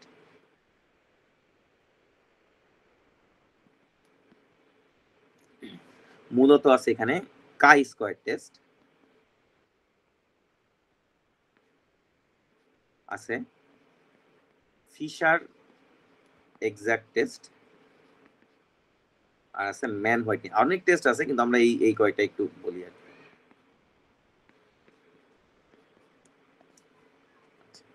Man whitening test আছে। তো একটা জিনিস মনে রাখবে যে সবসময় যে কাই স্কয়ার অথবা ফিশার যদি কোয়ালিটেটিভ আসে তাহলে এই দুটার দিকে আমরা মনোযোগ দেব। তার মধ্যে যদি স্যাম্পল সাইজ স্মল থাকে, স্মল স্যাম্পল লেস দেন 40 যদি হয় তাহলে সবসময় ফিশার করতে হবে, আর যদি মোর দেন 40 হয় তাহলে কাই স্কয়ার। ঠিক আছে, আবার ফিশারটা হচ্ছে সবচেয়ে অগ্রগামী, এটাকে আমি আগে রাখবো। মনে করেন যে কাই স্যাম্পল সাইজ লেখা নাই, একটা নন প্যারামেট্রিক টেস্ট, কিন্তু ফিশারও আছে কাইও আছে, তাহলে আমরা কি দিব? ফিশার দিব। ঠিক আছে, এটা কিন্তু মাথায় রাখেন। হ্যাঁ, আর ম্যান হোয়াইটনিং এটা আসলে খুব বেশি আসে না, তো এটা মনে রাখবেন যে এখানেও যদি মাল্টিপল ভ্যারিয়েবল থাকে, মোর দেন 2 ভ্যারিয়েবল থাকে, মাল্টিপল ভ্যারিয়েবলের কথা যদি বলে তাহলে আমরা হচ্ছে সাধারণত ফিশার কাই এগুলো 2 ভ্যারিয়েবল নিয়ে কাজ করে। ঠিক আছে, মাল্টিপল ভ্যারিয়েবল থাকলে ম্যান হোয়াইটনিং টেস্ট আমরা করতে পারি। তাহলে বোঝা গেল ব্যাপারটা যে কোনটা কি টেস্ট করতে হবে। ওকে অর নট? সাইন ভাই, বৃষ্টি আপু বুঝতেন? বৃষ্টি আপু বুঝতে পারছেন?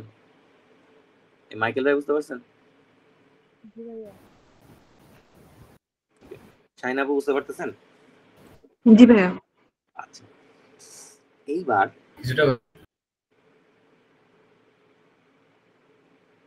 মনে করেন যে আমি একটা কাহিনী করলাম। ঠিক আছে, এখন আমি মনে করেন যে আমার একটা জিনিস মনে করেন যে আমি যেটা উদাহরণ ওটা দিয়েই বলি যে ইনক্সাপারিন দিলে ডিভিটি ভালো হয়, তাই না? এইটা সবাই ওয়ার্ল্ড ওয়াইড সবাই তো এটা স্বতঃসিদ্ধ একটা ব্যাপার, তাই তো নাকি? যে ইয়েস, তো আমি স্টাডি করে পাচ্ছি যে ইনক্সাপারিন ডিভিটিতে কাজই করে না। ঠিক আছে, তো আমি তো মাথা খারাপ আমার যে কি ব্যাপার, তার মানে কি আমি কি নতুন কিছু আবিষ্কার করে ফেলছি? কিন্তু আসলে না। যদি দেখেন যে ইন্টারন্যাশনালি পাবলিশ জার্নালের সাথে আপনার একেবারেই 360 ডিগ্রি মানে 180 ডিগ্রি ঘুরে গেছে, সেক্ষেত্রে কিন্তু আপনাকে চিন্তা করতে হবে যে no probably I have done some mistakes in anyway. ঠিক আছে, সাধারণত মাল্টিপল ভেরিয়েবল থাকলে এই সমস্যাগুলো হয়। তো যদি এরকম হয়, ঠিক আছে, যে আপনার রেজাল্ট আপনার পছন্দ হয় না, এটাকে তখন পোস্ট হক অ্যানালাইসিস নামে একটা অ্যানালাইসিস করতে হয় আপনার। ঠিক আছে, তো এই সময় একটা টেস্ট করতে হয়। এই টেস্টটার নাম হচ্ছে বোন-ফেরনি কারেকশন টেস্ট। ঠিক আছে, কি নাম? বোন-ফেরনি কারেকশন। তাহলে মাথায় থাকবে ব্যাপারটা, যে যদি আমার স্টাডিটা আমার পছন্দ হচ্ছে না, ইন্টারন্যাশনালি মিলতেছে না, তখন আমি বোন-ফেরনি কারেকশন নামে একটা টেস্ট আছে, অথবা এটা আরেকটা নাম পোস্ট হক অ্যানালাইসিস। এইটা করে আমি আমার রেজাল্টটাকে ঠিক করতে পারি, কারেকশন করা যায়। ওকে, ছোট একটা টোটকা এখান থেকে কিন্তু প্রশ্ন হয়। তো এই বোন-ফেরনি কারেকশন সব সফটওয়্যারে মাইরে দিতে হবে। ঠিক আছে, এগুলো আসলে আমাদের কোনো কষ্ট নেই। তো এইটুকু গেছে, এবার ছোট করে আমরা শিখবো যে স্টাডি ডিজাইন কাকে বলে। আচ্ছা, এই পর্যন্ত কোনো কারোর বুঝতে কোনো সমস্যা আছে কিনা?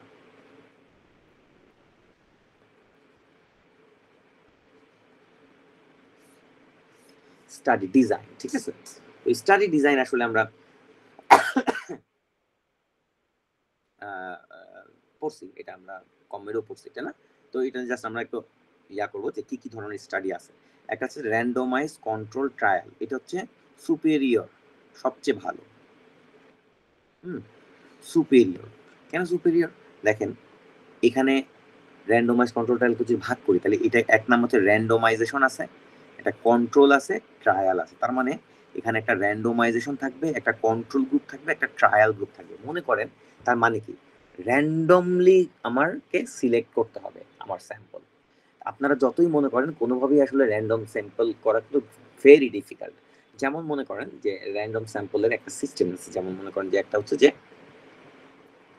ওই যে কম্পিউটার জেনারেটেড নাম্বার, তাই না, এরকম আসতে পারে। যেমন বা একটা ইন্টারভ্যাল, মনে করেন আমার একটা ইন্টারভ্যাল আসছে 9, মানে একটা গ্রামে যে আমি 9 বাসা পর পর লোকের কাছ থেকে আমি ডাটা কালেকশন করবো। মনে করেন হোয়াট এভার, যে আপনাদের সিগারেট খান কিনা, বা মনে করেন যে এই ধরনের কিছু একটা, বা আপনাদের কারোর কোনো চর্মরোগ আছে কিনা, বা আপনাদের কারোর বা ফ্যামিলি ইনকাম কত, অথবা আপনাদের কোনো জেনেটিক ডিসঅর্ডার আছে, যেটাই হোক না কেন, হোয়াট এভার, আমার রিসার্চ, আমার কোশ্চেন যেটাই থাকুক না, ঠিক আছে। মনে করেন যে আমার হিসাবে তাহলে 9 বাসা পর পর, মানে 1 2 3 4 5 6 7 8 9, এই 9 নাম্বার বাসাটাকে আমাকে নিতে হবে। তারপরে আবার 9 নাম্বার বাসাটাকে আমাকে নিতে হবে। এখন মনে করেন এটা করতে করতে এই 9 নাম্বার বাসার লোক বললো, না আমি আপনাকে এইসব কথা বলবো না, এইসব আমার ফালতু, আপনারা যান, আমার সময় নষ্ট করেন না। তখন আপনি মনে করেন, বললেন কি, ঠিক আছে, তাইলে আমি পাশের বাসা থেকে নিয়ে নিই, কারণ ও যখন দিচ্ছেই না, পাশের বাসা, সমস্যা কি? বাট এই পাশের বাসা করার মাধ্যমে আপনার টোটাল সিস্টেমটা রং হয়ে গেল। ওকে, আপনার স্টাডি আবার করতে হবে আসলে। সো আপনি আরসিটি থেকে চলে গেলেন। For that reason it is superior, মানে এটা হচ্ছে ক্লিয়ার কমপ্লিট র্যান্ডমাইজেশন, আপনার হাতে কিছু থাকবে না। তাহলে বোঝা গেছে? এইরকম র্যান্ডমাইজেশন আমরা করি না, তার মানে আমাদের কখনোই আসলে র্যান্ডমাইজ কন্ট্রোলটা হয় না। সো এটা, আর কন্ট্রোল মানে কি, একটা কন্ট্রোল গ্রুপ থাকবে। তার মানে আমি যদি দুইটা জিনিস নিয়ে চিন্তা করি, একটা ওষুধের এফিকেসি দেখেন, কাউকে অবশ্যই প্লাসিবো মানে পানির বড়ি খাওয়াইতে হবে, বা আটার দলা খাওয়াইতে হবে, যে থাকবে আমার কন্ট্রোল গ্রুপ, মানে ওকে আমি কিছুই খাওয়াবো না, কিন্তু আমি দেখবো যে কি অবস্থা। আর ট্রায়াল গ্রুপ মানে যাদেরকে আমি রিয়েল ওষুধটা খাওয়াবো। সো র্যান্ডমাইজ কন্ট্রোল, এটা হচ্ছে সুপেরিয়র। আরেকটা স্টাডি আছে, স্টাডির নাম কোহর্ট স্টাডি, তাই না? কোহর্ট, এটা তো মনে আছে না, এটা লংজিটিউডিনাল স্টাডি, তাই তো? মনে আছে তো? এই স্টাডি মানে অনেক দিন ধরে করতে হয়। এইটা একটা প্রসপেক্টিভ স্টাডি। প্রসপেক্টিভ মানে কি? প্রসপেক্টিভ মানে কেউ জানেন আপনারা? আচ্ছা, প্রসপেক্টিভ হচ্ছে সামনের দিকে আগাবো আমি একটা স্টাডিতে। সিস্টেমটা কি? মনে করেন আমি একটা গ্রামে চলে গেলাম, বা আমি একটা এলাকায় চলে গেলাম, সেই এলাকায় আমি লোকদের সাথে থাকা শুরু করলাম, করে আমি ওই লোকদের মধ্যে দুইটা গ্রুপ ভাগ করলাম। মনে করেন আমি দেখলাম যে কেউ কেউ সিগারেট খাচ্ছে, তাহলে একটা হচ্ছে সিগারেট খাওয়া পোলাপান, মানে মনে করেন স্মোকার, আর এক দলকে দেখলাম নন স্মোকার। এটা দেখে এবার আমি হচ্ছে ওদের সাথে থাকতে থাকতে থাকতে থাকতে একটা সময় দেখলাম যে কারোর কারোর ক্যান্সার হইলো, বা কেউ কেউ ভালো থাকলো, বা এই গ্রুপের মধ্যে কারোর কারোর ক্যান্সার হলো না। এরকম একটা জিনিস দেখলাম, মানে অনেকদিন ওদের সাথে থাকলাম, থেকে আমি আস্তে আস্তে ডিজিজের রিস্ক ফ্যাক্টর থেকে শুরু করে আস্তে আস্তে আমি ডিজিজের দিকে গেলাম। যদি এইটা দেখি তাহলে সেইটার নাম হচ্ছে কোহর্ট স্টাডি। তাহলে এই কোহর্ট স্টাডিতে সুবিধা কি, অসুবিধা হচ্ছে এটা একটা লং টার্ম স্টাডি, কিন্তু সুবিধা হচ্ছে এখানে একটা জিনিস বের করা যায়, সেটা হচ্ছে রিলেটিভ রিস্ক। কি বের করা যায়? Relative risk. বোঝাই যাচ্ছে আমি যেহেতু অনেকদিন ওর সাথে আসি, মনে করেন ও হয়তো স্মোকিং করে, সেই সাথে ও অথবা আর জর্দাও খায়, সেটা অথবা আমি নর্মালি জিজ্ঞাসা করতাম না, কিন্তু আমি তো ওর সাথে যখন থাকতেছি তখন ও আর কি কি করতেছে আমি কিন্তু সব দেখতেছি। একটা লোকের ক্যান্সার হইলো, সে আর কি কি করতেছে আমি কিন্তু সবই আলটিমেটলি জানি। সো আমি ছোট ছোট রিস্ক গুলো বের করতে পারবো। ফর দ্যাট রিজন এখানে রিলেটিভ রিস্ক বের করা যায়। আরেকটা ব্যাপার, এইটা কিন্তু সবসময় কমন ডিজিজের জন্য করতে হয়, কমন ডিজিজের জন্য করতে হয়। মনে করেন একটা খুব রেয়ার ডিজিজ, মনে করেন ইউরেথ্রাল ক্যান্সার, এটা একটা রেয়ার ডিজিজ। হ্যাঁ, তো ইউরেথ্রাল ক্যান্সার আপনি যদি একটা গ্রামে যায় বসে থাকেন এবং 15 বছর বসে থাকেন যে দেখি তো এই গ্রামে কার ইউরেথ্রাল ক্যান্সার হয়, আমি সব ডাটা নিব, তাহলে আপনি কি ওই রুগী পাবেন? আসলে পাবেনই না। তাহলে 15 বছরও ইউরেথ্রাল ক্যান্সার পাইলেন না। সো ইউরেথ্রাল ক্যান্সারটা আপনাকে কোহর্ট স্টাডি করা যাবে না। তাহলে এটা একটা লং টার্ম স্টাডি, এটা একটা প্রসপেক্টিভ স্টাডি। এখানে রিলেটিভ রিস্ক বের করা যায় কোহর্ট স্টাডিতে, কারণ রিস্ক গুলো বের করা যায়, এবং এটা কমন ডিজিজে করতে হয়। বোঝা গেল ব্যাপারটা? আর একটা স্টাডি ও ছোট ভাই, এটার নাম হচ্ছে case control study. Case control, এটা কিন্তু একটা ক্রস সেকশনাল, এটা জাস্ট আমি, এটা একটা রেট্রোস্পেক্টিভ স্টাডি। রেট্রোস্পেক্টিভ মানে কি? প্রসপেক্টিভ তো বললাম, রেট্রোস্পেক্টিভ মানে কি? পেছন থেকে পেছন দিকে। কিভাবে পেছন দিকে? মানে একজনের রোগ হয়ে গেছে, ও আপনার কি ক্যান্সার হয়েছে, তাহলে আপনি বলেন তো আপনার স্বভাব চরিত্র কি?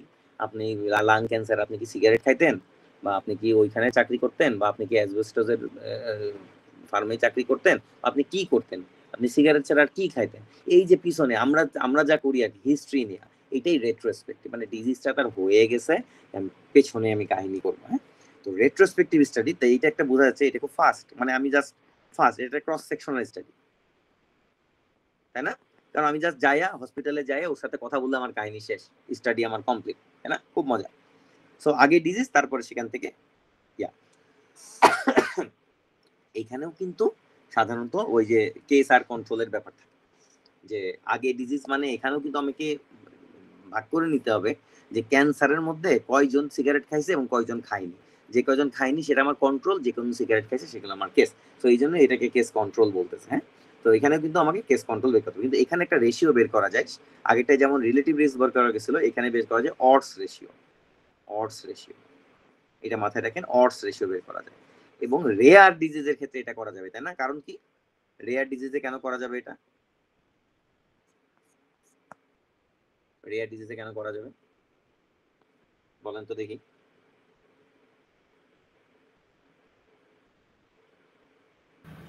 তো এগুলা হয়ে গেছে ভাই। হ্যাঁ, তার মানে একটা কঠিন ডিজিজ তো হয়েছে, আমি তো ওর কাছে আগে গেছি, যাই আমি জিজ্ঞেস করতেছি কাহিনী কি আপনার, তাই না? ইজি। আরেকটা স্টাডি হচ্ছে ক্রস সেকশনাল স্টাডি, এটা আসলে কেস কন্ট্রোলেরই একটা ভাগ, কারণ ক্রস সেকশনাল মানে হচ্ছে জাস্ট আমি একটা সময় যাব, যায়া কি কি রোগ আছে দেখে নিলাম। মনে করেন একটা হসপিটালে গেলাম, যে জাস্ট আজকে এই মুহূর্তে হসপিটালে কয়টা ডায়াবেটিস পেশেন্ট আছে আমি গুনে ফেললাম, এটা একটা ক্রস সেকশনাল হইলো, তাই না? তাহলে ক্রস সেকশনাল দিয়ে এটা ডায়াবেটিস আমরা কি দেখি, এটা ইনসিডেন্স নাকি প্রিভ্যালেন্স বলেন তো?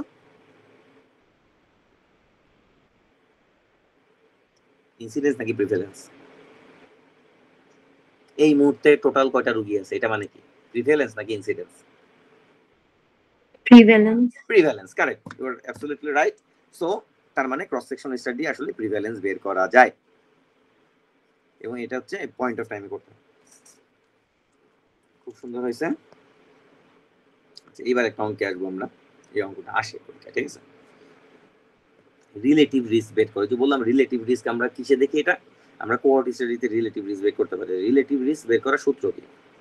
রিলেটিভ রিস্ক, এখন কোহর্ট স্টাডিতেও কিন্তু আমরা একটা কেস গ্রুপ থাকে, একটা কন্ট্রোল গ্রুপ থাকে, তাই না? মনে করেন একটা কন্ট্রোল গ্রুপ, কন্ট্রোল মনে করেন নন স্মোকার, আবার কেস, কেস মানে যারা স্মোকার। এদের মধ্যে দেখলাম ক্যান্সার কয়জনের হলো, ক্যান্সার, ক্যান্সার। মনে করেন আমি টোটাল 100 জন নন স্মোকারের সাথে ছিলাম, আবার 100 জন স্মোকারের সাথে ছিলাম। তার মধ্যে আমার স্মোকারদের মধ্যে ক্যান্সার হয়ে গেছে 40 জনের, আর নন স্মোকারদের মধ্যে 5 জনের ক্যান্সার হয়েছে। ঠিক আছে, মানে হয়েছে, নন স্মোকারদের ক্যান্সার হইতে পারে, তাই না, অন্য কারণে এমনি হইতে পারে ক্যান্সার। তো এইটা আমি হিসাব করে আমি আমার কোহর্ট স্টাডিতে আমি পাইছি। ওকে, সো একটা জিনিস মনে রাখবেন যে এখানে ইভেন্ট রেট বলে, এই যে ক্যান্সারটা হয়ে গেল এটা হচ্ছে ইভেন্ট রেট। হ্যাঁ, তাহলে এখানে আমার এটা কন্ট্রোল এবং কেস। কন্ট্রোলে যেটা, সেই ইভেন্টের নাম হচ্ছে control event rate, control event rate. আর যেটা আমি এক্সপেরিমেন্ট করলাম, স্মোকিং করাইলাম, সেটার নাম হচ্ছে এক্সপেরিমেন্টাল ইভেন্ট রেট। ওকে, তাহলে কন্ট্রোল ইভেন্ট রেট এবং এক্সপেরিমেন্টাল ইভেন্ট রেট, এই দুইটা জিনিস আমি জানলাম আছে। আর রিলেটিভ রিস্ক হচ্ছে experimental event rate by control event rate. Okay, তাহলে এখন কথা হচ্ছে যে কন্ট্রোল ইভেন্ট রেট কি করে বের করব। কন্ট্রোল ইভেন্ট রেট বা এক্সপেরিমেন্টাল ইভেন্ট রেট বের করার সূত্র হচ্ছে আমার কন্ট্রোলের মধ্যে কয়জনের ক্যান্সার হয়েছে, 5 জনের, বাই টোটাল কন্ট্রোলের সংখ্যা কত, 100, তাই না। আমার টোটাল কন্ট্রোল 100 জন ছিল এবং তার মধ্যে ক্যান্সার হয়েছে 5 জনের। তাহলে এক্সপেরিমেন্টাল ইভেন্ট রেটের এখানে উপরে কত আসবে আপনারা বলেন। আমার এই সিগারেট খাওয়া খেকোদের মধ্যে ক্যান্সার হয়েছে কয়জনের, 40 জন। 40 জন। আর টোটাল সিগারেট খাইছে কয়জন, 100 তাহলে সমান সমান এটা হলো 0.05 আর এটা হলো 0.4, তাই তো। তাহলে রিলেটিভ রিস্ক সমান সমান experimental event rate by control event rate. তাহলে এক্সপেরিমেন্টাল ইভেন্ট রেট কত আমার 0.4 আর কন্ট্রোল ইভেন্ট রেট আমার হচ্ছে 0.05। ঠিক আছে, এইটা হিসাব করলে এটা আসে হচ্ছে অ্যারাউন্ড 8। ঠিক আছে, 8 আসলো। তাহলে আমার রিলেটিভ রিস্ক হলো 8। এখন আমরা জানি যে যেটা সূত্র সেটা হচ্ছে if relative risk is more than 1 then it is significant। তার মানে রিলেটিভ রিস্ক মোর দ্যান 1, আমার এখানে চলছে 8। তাহলে কি সিগনিফিকেন্ট, সিগনিফিকেন্ট হচ্ছে হ্যাঁ সিগারেট খেলে আসলে ক্যান্সার হয়, এটা সিগনিফিকেন্ট। তাহলে এটা যদি আমার 1 এর বেশি হয়ে যায় তো আমি বলতে পারি yes that experiment is significant. বোঝা গেছে।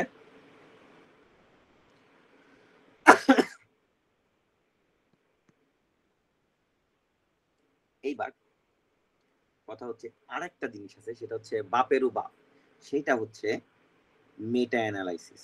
এটা মনে রাখবেন, মেটা অ্যানালাইসিস। এটা হচ্ছে বাপেরও বাপ আছে। হ্যাঁ, বাপ কে ছিল, র্যান্ডমাইজ কন্ট্রোল ট্রায়াল, মানে র্যান্ডমাইজ কন্ট্রোলের সবচেয়ে সুপিরিয়র স্টাডি। এখন হচ্ছে multiple randomise control trial, multiple RCT যদি আমরা এক করি, মাল্টিপল আরসিটি যদি আমরা একসাথে কোনো একটা জায়গায় টেস্ট করি, সেটার নাম মেটা অ্যানালাইসিস। মাল্টিপল আরসিটি যদি আমরা টেস্ট, মানে আমরা মাল্টিপল আরসিটি যদি কম্বাইন্ড করি, সেটার নাম হচ্ছে মেটা অ্যানালাইসিস। আর মেটা অ্যানালাইসিসের জন্য মাল্টিপল আরসিসি কিভাবে কম্পিউটারে প্লট করতে হয়, মানে ওই মাল্টিপল আরসিসির পয়েন্টগুলা, মানে ওই ডাটাগুলা আমাকে আবার একটা জায়গায় প্লট করতে হবে। সেই প্লটটার নাম হচ্ছে ফরেস্ট প্লট। ফরেস্ট প্লট মাথায় থাকবে। তাহলে মেটা অ্যানালাইসিস হচ্ছে আমি অনেকগুলো আরসিটি একসাথে করে একটা সিদ্ধান্তে আসবো, সেটা মেটা অ্যানালাইসিস। এটা হচ্ছে বাপের বাপ, সবচেয়ে বেস্ট এভিডেন্স। ঠিক আছে, আর সেইটার জন্য আমাকে যে প্লটিংটা করতে হবে সেই প্লটিং এর নাম ফরেস্ট প্লট। হ্যাঁ, মুখস্থ করতে হবে নামটা। হলো, বোঝা গেছে তো এইটুকু। এইবার আমরা হাইপোথেসিসে আসতে চাই। কারো কোনো সমস্যা আছে বুঝতে? এই জায়গাটা কিন্তু একটু ঝামেলা। হাইপোথেসিসটা বলছিলাম প্যাচ খায় খালি, বুঝছেন। হাইপোথেসিস জিনিসটা কি, মনে করেন যে আপনি আপনি যখন কোনো রিসার্চ করবেন ইনিশিয়ালি, তখন কিন্তু আপনার নিজে থেকেই একটা উত্তর বের করে নিতে হবে যে আমি এইটা চাই। তারপরে ওটাকে আপনি প্রমাণ করবেন অথবা ওটাকে আপনি প্রমাণ করবেন না। সো এই যে যেটা আপনি চাইলেন সেটাই হচ্ছে হাইপোথেসিস। মনে করেন যে আপনি একটা স্টাডি করবেন। হ্যাঁ, তো স্টাডির নাম মনে করেন যে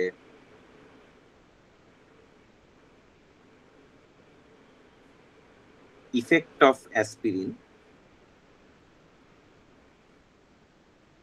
ঠিক আছে, effect of aspirin on colorectal cancer.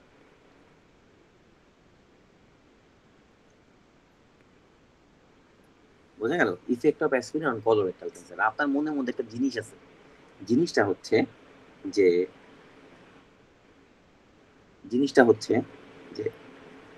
Aspirin reduce the chance of colorectal cancer. এটা কিন্তু একটা মানে কিছু না, আমি এমনি বানাইছি ইজি করে বোঝার জন্য, ঠিক আছে? এটা আপনার মনের মধ্যে আছে, যেটা আপনার মনের মধ্যে, এটা হচ্ছে আপনার হাইপোথিসিস। ওকে, এইটা নাম আসলে অল্টারনেট হাইপোথিসিস, ঠিক আছে? তাহলে আপনার স্টাডি টাইটেল হচ্ছে effect of aspirin on colorectal cancer. আপনি প্রমাণ করার চেষ্টা করবেন aspirin reduces the chance of colorectal cancer. কিন্তু প্রত্যেকটা হাইপোথিসিসের একটা নাল হাইপোথিসিস থাকে। নাল, নাল মানে কি? নাল মানে কি? নাল মানে কি? জিরো, নাই। নাল মানে নাই, নাল মানে জিরো। সো নাল হাইপোথিসিস হচ্ছে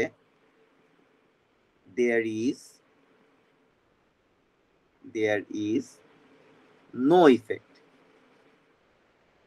of aspirin on colorectal cancer। ঠিক আছে, বোঝা গেল ব্যাপারটা, যে there is no effect of aspirin on colorectal cancer। আমার কাজ হবে আমি নাল হাইপোথিসিসটাকে ডিসপ্রুভ করব, এইটাকে আমি মানে ফলস প্রমাণ করব। আমার উদ্দেশ্য হচ্ছে এইটা। সো এইটাই হবে যে নাল হাইপোথিসিসকে আমি রিজেক্ট করতে হবে। I have to reject the null hypothesis. একটা সিস্টেমে আমি এটাকে প্রমাণ করতে পারবো না, কিন্তু ঘুরাই নিয়ে আমি নালটাকে রিজেক্ট করতে পারি। নালটাকে রিজেক্ট করলে আমাকে আলটিমেটলি এটা প্রমাণ হয়ে যাচ্ছে। বোঝা গেল ব্যাপারটা? সো এই জন্যই নাল হাইপোথিসিস করা আছে। আমার যখন স্ট্যাটিস্টিক্যালি প্রমাণ করতে হবে তখন এইটাকে আমাকে রিজেক্ট করতে হবে। I have to reject the null hypothesis. Okay, এইটুকু তো বোঝা গেছে যে হাইপোথিসিস কাকে বলে এবং নাল কাকে বলে।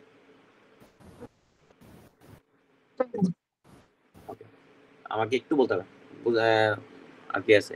এই প্রিয়াঙ্ক কুন্ডু ভাই, বোঝা গেছে নাকি নাই মনে হয়? আচ্ছা ঠিক আছে, ওকে। তাহলে ফাইন ভাই তো বুঝতে পারছেন না মোটামুটি এই পর্যন্ত? জায়গাটা কিন্তু ঝামেলা, ঠিক আছে? সো এইখানে একটা কথা চলে আসে, সেটা সিগনিফিকেন্স অফ টেস্ট। এইবার তো মনে করেন যে এগুলো মনে করেন যে সব এই পি ভ্যালু মানে এই সবগুলো আসে আমার, বুঝছেন? এটা ওই যে আমার ডাটাগুলো প্লট করলে ওই যেই টেস্ট বললাম টি টেস্ট জেড টেস্ট করলেই ভ্যালু পি ভ্যালু বা সিগনিফিকেন্স অফ টেস্ট চলে আসে। সেটা থেকে আমি বুঝতে পারবো যে আমার হাইপোথিসিসটা হয়েছে কি হয়নি। কেমনে আমি বলতেছি। তো একটা আছে সিগনিফিকেন্স অফ টেস্ট, এটা দরকার, ভেরি ইম্পর্টেন্ট। এটা দিয়ে আমি বুঝতে পারবো যে আমার হাইপোথিসিসটা রিজেক্ট হয়েছে নাকি হাইপোথিসিসটা আমি রিজেক্ট করতে পারি না। তো সিগনিফিকেন্স অফ টেস্টে দুইটা ভাবে সিগনিফিকেন্স অফ টেস্ট টেস্ট করা যায়, বা সিগনিফিকেন্স অফ টেস্ট ডিপেন্ড করে দুইটা ভাবে। একটা হচ্ছে পি ভ্যালুর উপর, আর হচ্ছে পাওয়ার অফ টেস্টের উপর। মনে রাখেন খালি পি ভ্যালু আর power of test, p value আর পাওয়ার অফ টেস্ট। পি ভ্যালুটা সব সময় আমাকে বের করতে দেয় যে এটা ফলস পজিটিভ কিনা, এটা ফলস পজিটিভ কিনা। আর পাওয়ার অফ টেস্ট আমাকে বের করতে দেয় এটা ফলস নেগেটিভ কিনা। ওকে, তাহলে পি ভ্যালুটা হচ্ছে আমি ফলস পজিটিভ কিনা এটা বোঝা যায়, আর পাওয়ার অফ টেস্ট হচ্ছে ফলস নেগেটিভ কিনা। মানে আমি একটা টেস্ট করলাম, ঠিক আছে, সেই টেস্টটা কতটুকু ফলস পজিটিভ আসলো এটা পি ভ্যালু দিয়ে বের করতে হয়। আর সেই টেস্টটা কতটুকু ফলস নেগেটিভ সেটা হচ্ছে পাওয়ার অফ টেস্ট দিয়ে বের করতে হয়। এইটা দিয়ে আমি বলতে পারি যে আমার টেস্টটা কতটুকু সিগনিফিকেন্ট হলো। ওকে, এইটা দিয়ে আমি বুঝতে পারি আমার টেস্টটা কতটুকু সিগনিফিকেন্ট হলো। এটা কিন্তু খুবই একটা গুরুত্বপূর্ণ জায়গা। সাধারণত আমাদের P value is less than 0.05 অথবা 5% হয়, তাই না? তার মানে আমি যেই টেস্টটা করলাম ওখানে পি ভ্যালু সরাসরি চলে আসে। আমার ডাটাগুলা ওই টেস্টের মধ্যে মারলেই দেখবেন যে পি ভ্যালু সমান সমান এত চলে আসে। পি ভ্যালু যদি লেস দেন 0.05 অথবা লেস দেন 5% এইটা হয়, এটার মানে আমি যেই টেস্টের রেজাল্টটা করলাম ফলস পজিটিভ, মানে কি ভুল করে পজিটিভ হওয়া। তাহলে আমি যেই টেস্টটা করলাম সেই টেস্টটা ভুল করে পজিটিভ হওয়ার সম্ভাবনা 5%-এরও কম। মনে করেন যে আমি একটা টেস্ট করলাম, সেই টেস্টে স্মোকিংই বোঝা যাচ্ছে যে ক্যান্সারের মূল কারণ, কিন্তু এইটার ক্ষেত্রে অনেক সময় দেখা যাচ্ছে, দেখেন, স্মোকিংই ক্যান্সারের মূল কারণ এটা আমি বের করে ফেলাইছি, কিন্তু এটার পি ভ্যালু হচ্ছে লেস দেন 0.5, তার মানে 0.05। তার মানে হচ্ছে আমি বুঝতেছি যে মনে করেন ক্যান্সার স্মোকিং ছাড়া অন্য কোনো কারণেও হয়তো বা এখানে ক্যান্সার হয়েছে, কিন্তু সেটা 5% কম, তার মানে আমার টেস্টটা ইজ ওকে। সো পি ভ্যালুটা 5% নিচে আসা দরকার। পি ভ্যালুটা কিভাবে বের হবে?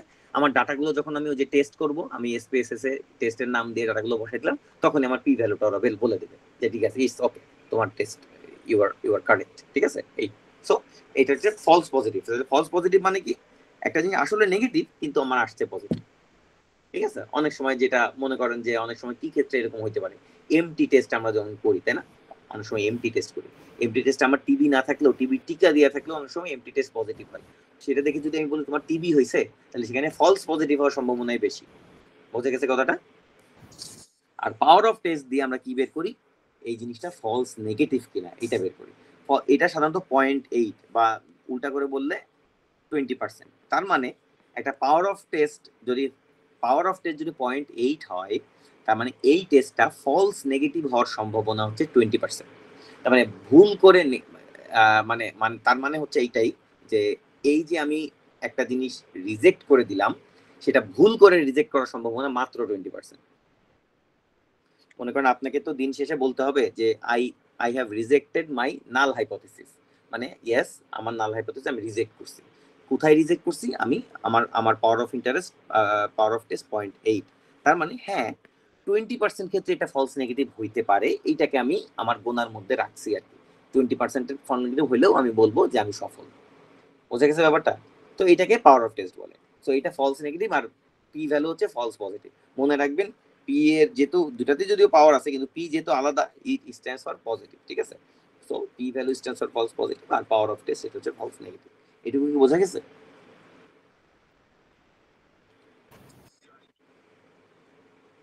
ইয়েস না? ওকে, তাহলে এখান থেকে আমরা এখন চলে আসবো রিসার্চের ইরর ইন রিসার্চ। দুই ধরনের ইরর আছে। টাইপ 1, একটা আছে হচ্ছে টাইপ 2। ওকে, টাইপ 1 রিসার্চ ইরর যেটা, সেই ইররটার নাম হচ্ছে ফলস পজিটিভ। আচ্ছা, আপনাদের মনে আছে তো আমি বলছিলাম যে আমি একটা টেস্ট, আমার হাইপোথিসিসটা আমি প্রমাণ করব কিভাবে? আমি কি আমার হাইপোথিসিসটাকে প্রমাণ করব নাকি নাল হাইপোথিসিসটাকে আমি রিজেক্ট করব, বলেন তো? নাল হাইপোথিসিসটাকে রিজেক্ট করতে হবে। রিজেক্ট করব, মানে ওটা রিজেক্ট হয়ে গেলে আমার হাইপোথিসিস পজিটিভ। তাইলে আমার নাল নিয়ে কথা, তাহলে এইটাকে যদি আমি বলি, মাত্র চোখ বন্ধ করে চিন্তা করলে এটা বলতে পারবেন যে টাইপ 1 ইরর কাকে বলে। এইটার আসল নাম হচ্ছে, এটা একটা ফলস পজিটিভ রেজাল্ট আসতেছে। তার মানে দ্য নাল হাইপোথিসিস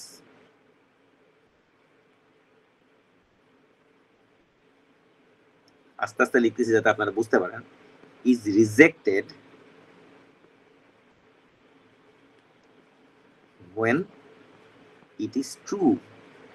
তার মানে আমার নাল হাইপোথিসিসটাকে আমি রিজেক্ট করে দিছি, বাট আমার নাল হাইপোথিসিসটাই সঠিক ছিল। তার মানে ওই যে আমি আমার একটা হাইপোথিসিস নাল ছিল কি, যে there is no effect of aspirin on colorectal cancer, আমি এটাকে বললাম no, it is wrong. But তার মানে এটা রং মানে কি? তার মানে আমি বলতেছি yes, there is effect of aspirin on colorectal cancer, আমি এটা প্রমাণ করে দিলাম, মানে একটা পজিটিভ রেজাল্ট আসলো আমার, তাই না?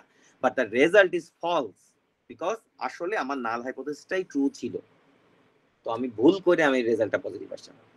সো আপনারা ব্যাপারটা বুঝতে পারছেন যে the null hypothesis is rejected while it is true।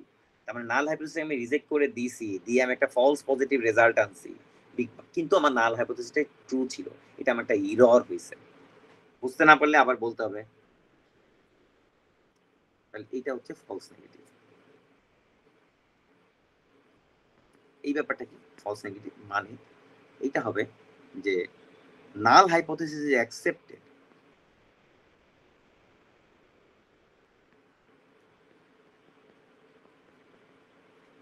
when it is not true। তার মানে আমি নাল হাইপোথিসিসকে অ্যাকসেপ্ট করে ফেলছি, আমি বলে দিছি yes, there is no effect of aspirin on colorectal cancer, but it is not true. But because the null হাইপোথিসিসটা আসলে ঠিক না, এটা ভুল, আমি ভুল করে ওটাকে অ্যাকসেপ্ট করছি, ভুল করে আমি একটা নেগেটিভ রেজাল্ট আনছি, for that reason it is a false negative. বোঝা গেল যে টাইপ 1 এরকম টাইপ 2 ইরর? কেন ফলস পজিটিভ বলতেছি, কেন ফলস নেগেটিভ বলতেছি, বোঝা গেছে নাকি? তাহলে এবার বলেন টাইপ 1 এররের জন্য আমরা কি ইউজ করব, পাওয়ার অফ টেস্ট নাকি পি ভ্যালু? এটাকে ঠিক করার জন্য, বোঝানোর জন্য পি ভ্যালু ইউজ করি। P value, very nice.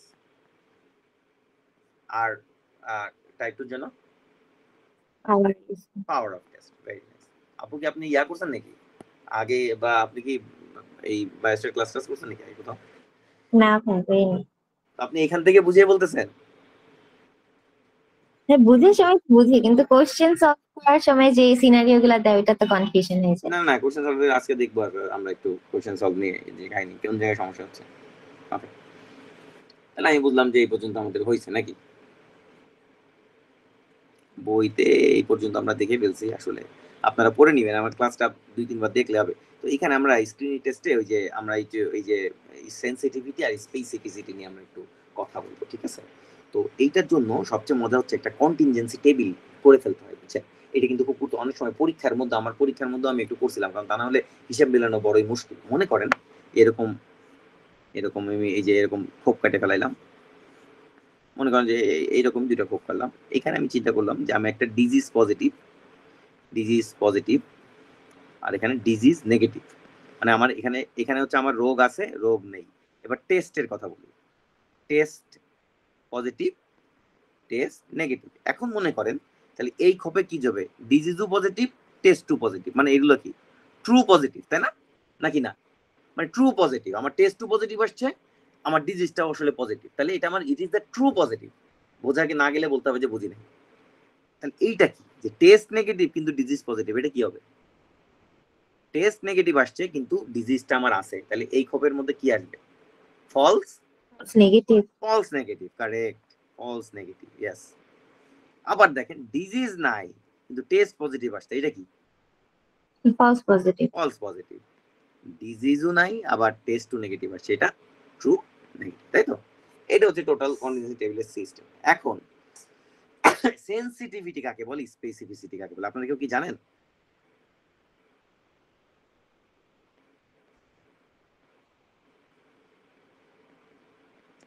Sensitivity মনে রাখবেন এখানে একটা এন আছে আর স্পেসিফিসিটি একটা পি আছে, এখানে ঘুরে যাচ্ছে। সেনে যদিও এন আছে কিন্তু এখানে পজিটিভ নিয়ে কাহিনী, আর স্পেসিফিসিটি যদিও পি আছে এটা নেগেটিভ নিয়ে কাহিনী। মাথায় থাকবে, সেনসিটিভিটিতে যদিও এন আছে কিন্তু এটা পজিটিভ নিয়ে কাহিনী, স্পেসিফিসিটিতে যদিও পি আছে কিন্তু এটা নেগেটিভ নিয়ে কাহিনী। ওকে, কাহিনীটা কি? একটা একটা একটা টেস্ট, এগুলো কিন্তু টেস্টের ক্ষেত্রে সবসময়, স্ক্রিনিং টেস্টের ক্ষেত্রে এটা হবে। একটা টেস্ট 90% সেনসিটিভ, এটার মানে কি বলেন তো?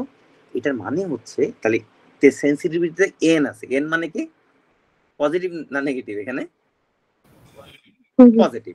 তার মানে পজিটিভ মানে একটা রোগ আছে কিনা এইটা সে 90% ক্ষেত্রে ধরতে পারে। বুঝতে পারলেন ব্যাপারটা? একটা রোগ আছে কিনা এটা সে 90% ক্ষেত্রে ধরতে পারে। এইটা হচ্ছে সেনসিটিভিটি। আর স্পেসিফিসিটিটা মানে কি? স্পেসিফিটিটা মানে পি, পি ফর নেগেটিভ, তাই তো? একটা রোগ নাই মানে এই টেস্টটা যদি নেগেটিভ হয়, মানে একটা স্পেসিফিসিটি, মনে করেন স্পেসিফিসিটি কারোর 90% আর সেনসিটিভিটি কারোর 90%, এটা মানে কি? সেনসিটিভিটি 90% মানে ওই টেস্টটা যদি পজিটিভ হয় তাহলে আমি 90% ক্ষেত্রে বলতে পারবো ইয়েস ওর এই রোগটা আছে, ঠিক আছে? আর স্পেসিফিসিটি 90% মানে ওই টেস্টটা যদি নেগেটিভ হয় তাহলে 90% ক্ষেত্রে আমি বলতে পারবো ইয়েস ওর এই রোগটা নাই। বুঝে গেছে? তাহলে একটা কিন্তু নেগেটিভের ক্ষেত্রে, একটা পজিটিভের ক্ষেত্রে। ওকে, যেমন মনে করেন এমটি টেস্টের কথাই বলি আমি, হ্যাঁ? হ্যাঁ আমি ভাই আরেকবার বলেন, আপনার ভয়েসটা ভালো আসতেছে না। মানে ভাই মানে বলতেছি যে 100% ক্ষেত্রে 90% অ্যাকুরেসি 10% ধরে থাকে। 100%? আমি যদি ওই যে 90% বলতেন না, মানে 1000 ধরে আমি পরীক্ষা করলাম, এর মধ্যে মানে 90টা পজিটিভ আসছে, তার মানে 10টা ভুলের হার, মানে ভুল কিন্তু এরকম। ইয়েস, আমি যদি 100টাও আসে তার মধ্যে আমার 90টা আসলে পজিটিভ আসবে, তার মানে এইটা, ঠিক আছে? তো আমি একটা জিনিস দিয়ে বুঝাইলে আপনারা বুঝবেন। মনে করেন এমটি টেস্ট করছি, একটা লোকের এমটি মনে করেন পজিটিভ আসলো, মোর দেন 10 মিলিমিটার না 10 সেন্টিমিটার কি আছে না, ওইটা আসলো, মিলিমিটার না সেন্টিমিটারই মনে হয় আসলো। এইটা দেখে আপনি কি বলতে পারবেন যে ওর টিবি আছে? বলা যাবে কি? বা আপনি কি এটা কি সেনসিটিভ, মানে আপনি কি শিওরলি বলতে পারবেন টিবি আছে? বলেন, উত্তর দেন। হ্যাঁ ফাহিম ভাই? হ্যাঁ শিওর না, আপনি তো বলতে পারবেন না, কারণ আমরা জানি যে এমটি অনেক সময় এমনি ইনফেকশন হলেও বাড়ে, তাই না? কিন্তু কারোর যদি এমটি নেগেটিভ হয়, এমটি যদি না থাকে, তাহলে কিন্তু আপনি বলতে পারবেন যে ওর কিন্তু টিবি হওয়ার সম্ভাবনা অনেক কম। কারণ টিবি ভাই, টিবি ছাড়া অন্য রোগেও মাঝে মাঝে এমটি বাড়ে, টিবিতে তো বাড়েই, কিন্তু ওর এমটি নেগেটিভ আসছে, তার মানে কিন্তু ওর টিবি হওয়ার সম্ভাবনা অনেক কম। এটা কি বলতে পারি নাকি পরে পারি না? বলেন। বলতে পারি। তার মানে এমটি টেস্ট কিন্তু ইট is a specific test but not sensitive. বোঝা গেছে ব্যাপারটা? এই রাজীব ভাই বুঝতে পারছেন? আপনি তো পরে আসছেন, যতটুকু শুনলেন এইটুকু বুঝতে পারছেন? হ্যাঁ বুঝতে পারছি। Thank you. এই বুশরাপু বুঝতে পারছেন? জি ভাইয়া বুঝতে পারছি। তাহলে বোঝা গেল সেনসিটিভ কাকে বলে, স্পেসিফিক কাকে বলে। তাহলে সেনসিটিভিটির সূত্রটা কি? সূত্রটা দেখেন, ওই যে সেনসিটিভিটির সূত্র হচ্ছে এই যে true positive by true positive plus false negative. মানে কি? মানে টোটাল আমার কতগুলো পজিটিভ আসছে বা টোটাল কতগুলো ডিজিজ পজিটিভ আছে, এইটা হচ্ছে কাহিনী। দেখেন ডিজিজ পজিটিভের ঘরে কে কে আছে? ট্রু পজিটিভ আছে আর ফলস নেগেটিভ আছে।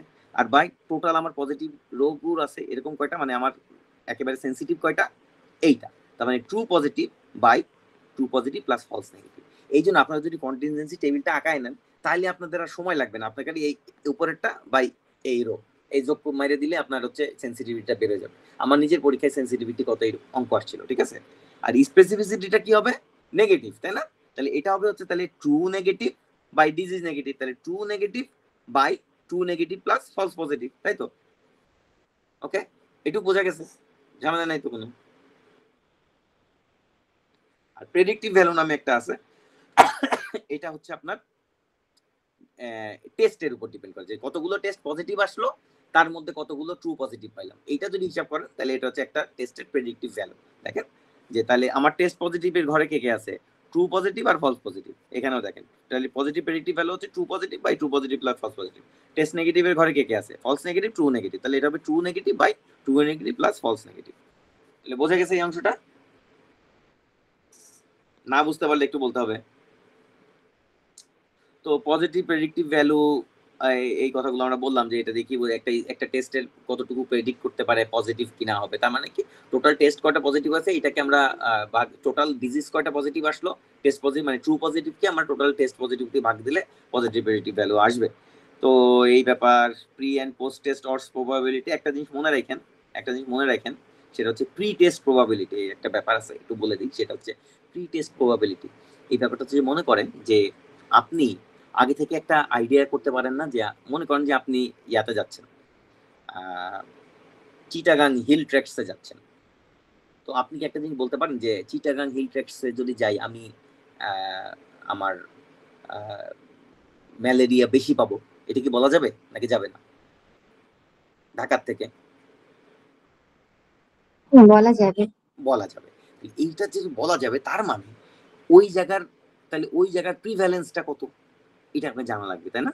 একটা জিনিস মনে রাখবেন যে প্রি টেস্ট প্রবাবিলিটিটা আসলে একটা পয়েন্ট অফ প্রিভ্যালেন্সের উপর ডিপেন্ড করে। মানে প্রিভ্যালেন্স যেখানে বেশি সেখানে প্রি টেস্ট প্রবাবিলিটি ওই টেস্টের বেশি হয়। এই একটা জিনিস মনে রাখেন আর কি। আচ্ছা, এইবার আমার এই দুইটা জিনিস লাগবে, সেটা হচ্ছে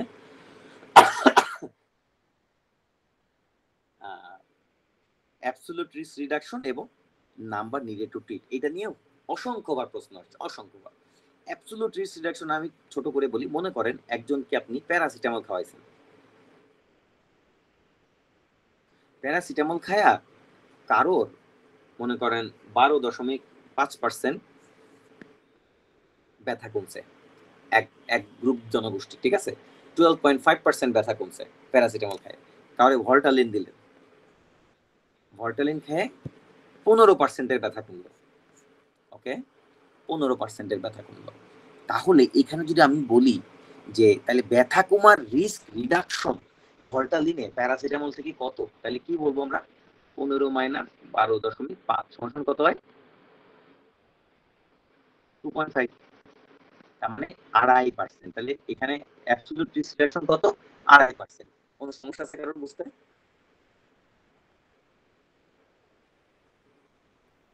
বোঝা গেছে? এই শাহিন আপু বুঝতে পারছেন? জি ভাইয়া।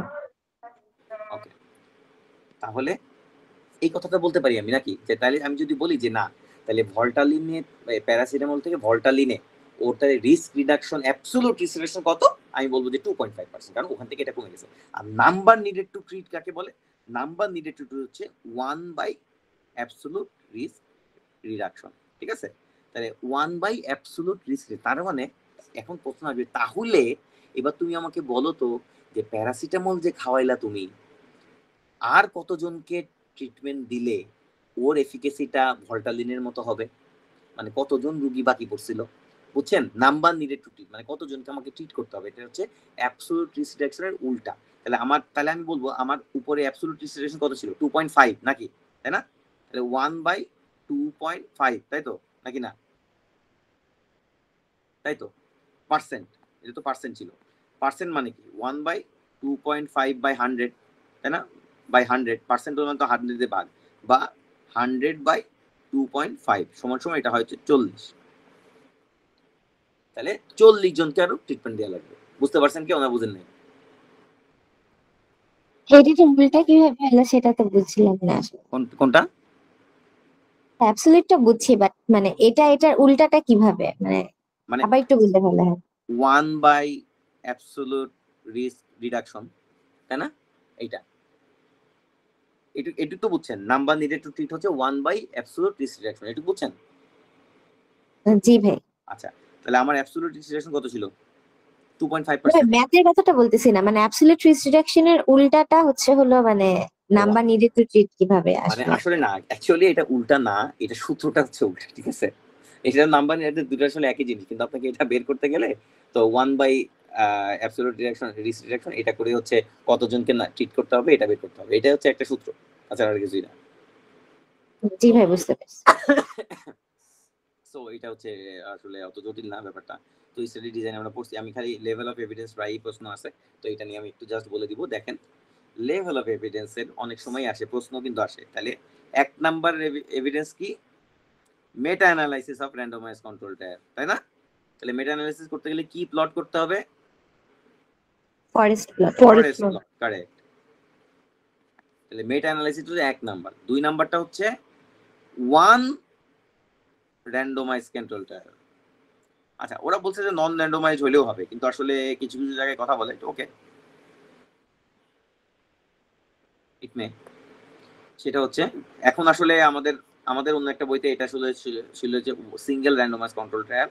তো আপনারা এটাই রাখবেন, তো এটা মনে রাখবেন যে মেটা অ্যানালাইসিসটা হচ্ছে লেভেল 1, র্যান্ডমাইজ কন্ট্রোল ট্রায়াল যদি সিঙ্গেল আরসিটি হয় তাহলে এটা হচ্ছে লেভেল 2, ওকে? তাহলে এটা নন র্যান্ডমাইজ আপাতত বাদ রাখেন, ঠিক আছে? সিঙ্গেল আরসিটি হচ্ছে লেভেল 2, এই পর্যন্ত জানে রাখেন, পরবর্তীতে যদি চেঞ্জ আসে আমি বলে দিব। তাহলে সিঙ্গেল যদি আরসিটি হয় তাহলে লেভেল 2, যদি একটা মেটা অ্যানালাইসিস হয় লেভেল 1 সবচেয়ে স্ট্রং, হ্যাঁ? লেভেল 3 কি তাইলে? এটা হচ্ছে জাস্ট একটা কম্পারেটিভ স্টাডি, মানে case control study, cohort study, compare করতেছেন সিগারেট খেকো নন সিগারেট খেকোদের মধ্যে পার্থক্য, এইগুলা যেগুলো আসলে র্যান্ডমাইজেশন করি নাই আমি, কিন্তু একটা নর্মাল একটা comparative study. It may B A case control study, may B A cohort study, it is A comparative study, it is level 3 of evidence. আচ্ছা, লেভেল 4 এটা হচ্ছে কেস সিরিজ। তার মানে মনে করেন কেস সিরিজ, আপনারা কেস রিপোর্ট অনেকে করছেন বা অনেকে দেখছেন যে আপনাদের স্যার একটা অবাক একটা কাজ জিনিস দেখলো যে আরে এই কেস তো কোনোদিন দেখিনি, এটা রিপোর্ট করো। তার মানে আমি আমার জাস্ট এক্সপেরিয়েন্সটা জাস্ট লিখলাম যে হ্যাঁ আমি সেদিন একটা অপারেশন করছি, একটা মায়ের পেটে আমি একটা ইউটেরাসটা কাটলাম, ওর আসলে মনে করছিলাম ফাইব্রয়েড টিউমার, কিন্তু কেটে দেখে ওর মধ্যে একটা পুরানো আমলে ওর কোন বছর বয়সে একটা অ্যাবর্শন হয়েছিল সেটা ওই পেটের মধ্যে থাকে ফসিলের মতো হয়ে গেছে, হাড় গরু পাইলাম আমি এই জিনিসটা দেখছি। সো আমি একটা কেস রিপোর্ট করলাম, এরকম আমি 4-5টা দেখলাম, তাহলে আমি একটা কেস সিরিজ বানাইলাম যে আমি 5টা পাইছি। তখন আপনি একটা যদি চিন্তা করি, তখন আমি স্যারকে বললেও বলতে পারি, স্যার বললো যে এর তো ফাইব্রয়েড হয়েছে, যে স্যার আমি তো একটা কেস সিরিজ দেখছিলাম, ওইখানে তো লেখা যে ফাইব্রয়েড আবার পুরানো একটা বাচ্চার ফসিলও হইতে পারে, কিন্তু তো এটা স্যার একটা হাসি উড়াবে, কিন্তু আপনি বলবেন স্যার এটা লেভেল 4 এভিডেন্স, এটা বলা যায় না, হইতেও পারে। সো লেভেল 4 এটা একটা কেস সিরিজ, মানে একজন অনেকগুলো কেস রিপোর্ট করছে আর কি। আর লেভেল 5 হচ্ছে এক্সপার্ট ওপিনিয়ন, আমাদের দিন মোহাম্মদ স্যার একটা কথা বলছে, এটা বলা যায় যে এটা তো এরকম বইতে লেখা, কিন্তু দিন মোহাম্মদ স্যার বলছে, তাহলে মনে হয় ওইটাও হইতে পারে। সো একটা এক্সপার্ট ওপিনিয়ন হচ্ছে লেভেল 5 এভিডেন্স। তাহলে এভিডেন্সে বুঝতে কারোর কোনো সমস্যা আছে কিনা? এভিডেন্স ওকে। তাহলে লেভেল 1 মেটা অ্যানালাইসিস, লেভেল 2 একটা single RCT, level 3 case control code যে কোনো কম্পারেটিভ স্টাডি, লেভেল 4 হচ্ছে কেস সিরিজ, লেভেল 5 হচ্ছে এক্সপার্ট ওপিনিয়ন। ওকে ওকে, তো বোঝা গেছে? আজকে আজকে কিন্তু প্রশ্ন উত্তর দিতে হবে। ওকে, এইখানে বলেন, একটি cohort study is being designed to look at the relationship between smoking and breast cancer. What is the usual outcome measure of a cohort study? এটা কোহর্ট স্টাডি থেকে কি বের করি আমরা? Relative risk, correct. A group of surgeons wish to determine whether patients are receiving adequate deep vein thrombosis prophylaxis following surgery. What is the most appropriate process to determine this? এটা কি হবে মনে হচ্ছে? System based. আচ্ছা, system বেসটা কেন কি বলছিলাম আমরা? সিস্টেম বেসটা ছিল হচ্ছে যে, আচ্ছা তাহলে এখানে কি group of patient receiving adequate deep vein thrombosis prophylaxis following surgery. মানে সার্জারি পর এখন সিস্টেম বেসটা কোনটা ছিল, যে আমার জিনিস এক্সপায়ার করে যাচ্ছে কিনা এটা দেখার জন্য আমি রিসোর্সটা ঠিক করতে চাই। এখানে তো রিসোর্সের ব্যাপার নেই, আছে বরঞ্চ এখানে আমি করতে পারি, হ্যাঁ এখানে আমি করতে পারি এনএসএইচ এ বা আমার স্ট্যান্ডার্ড যেই গাইডলাইন আছে সেখানের সাথে আমার মিল আছে কিনা একটু দেখতে পারি। সো স্ট্যান্ডার্ড বেস অন এটা। আচ্ছা, a patient involved in a national research trial of surgery versus conservative management for ruptured abdominal aortic aneurysm। মানে খুব একটা খারাপ কথা, এতদিন বললাম যে রাপচার্ড অ্যাবডোমিনাল অ্যাওর্টিক অ্যানিউরিজমে কিন্তু আমাকে সার্জারি করতে হবে, কিন্তু ও ট্রায়াল মারছে যে রাপচার করবো নাকি কনজারভেটিভ করবো, এটা করতে যায় ওই পেশেন্ট মরে গেছে। তাহলে এরকম যদি হয়, একটা সিরিয়াস একটা আনএথিক্যাল কাজ করে ফেলছি, তখন কিন্তু আমাকে report the case to the ethical committee. So B হবে উত্তর এখানে, ঠিক আছে? বুঝতে না পারলে বলতে হবে।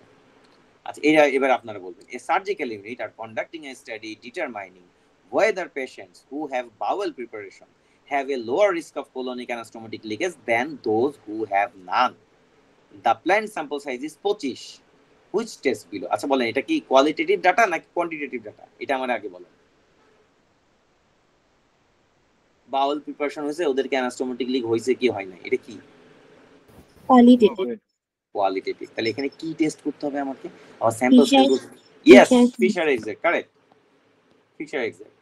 এ র্যান্ডমাইজ স্টাডি, কেমোথেরাপি ড্রাগ করলাম, গ্রুপ এ একটা ড্রাগ পাইলো, গ্রুপ বি পাইলো, এতে 12.5, বিতে 15%। তাহলে এখানে ওরা বলছে যে what is the number needed to treat.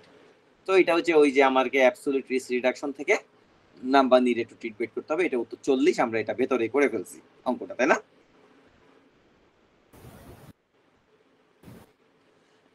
A new hernia mesh designed to prevent the risk of infection under GHOST clinical trial. 100 patients are given the new mesh. During a 3-month period, 10 of the patients, তাহলে 100 জনকে নতুন mesh দিছি, তাদের মধ্যে 10 জনের infection হয়েছে, আর 300 জনকে আগের মেশ দিছি যাদের মধ্যে 50 জনের ইনফেকশন হয়েছে। তাহলে এবার ওরা আমারে কি বের করতে বলছে, যে এখানে রিলেটিভ রিস্ক কত, তাই না? এটা বের করতে বলছে। আমরা জানি রিলেটিভ রিস্ক সমান সমান experimental event rate by control event rate, তাই তো? এখানে এক্সপেরিমেন্টাল ইভেন্ট রেট কত বলেন তো? 10/100। কারেক্ট।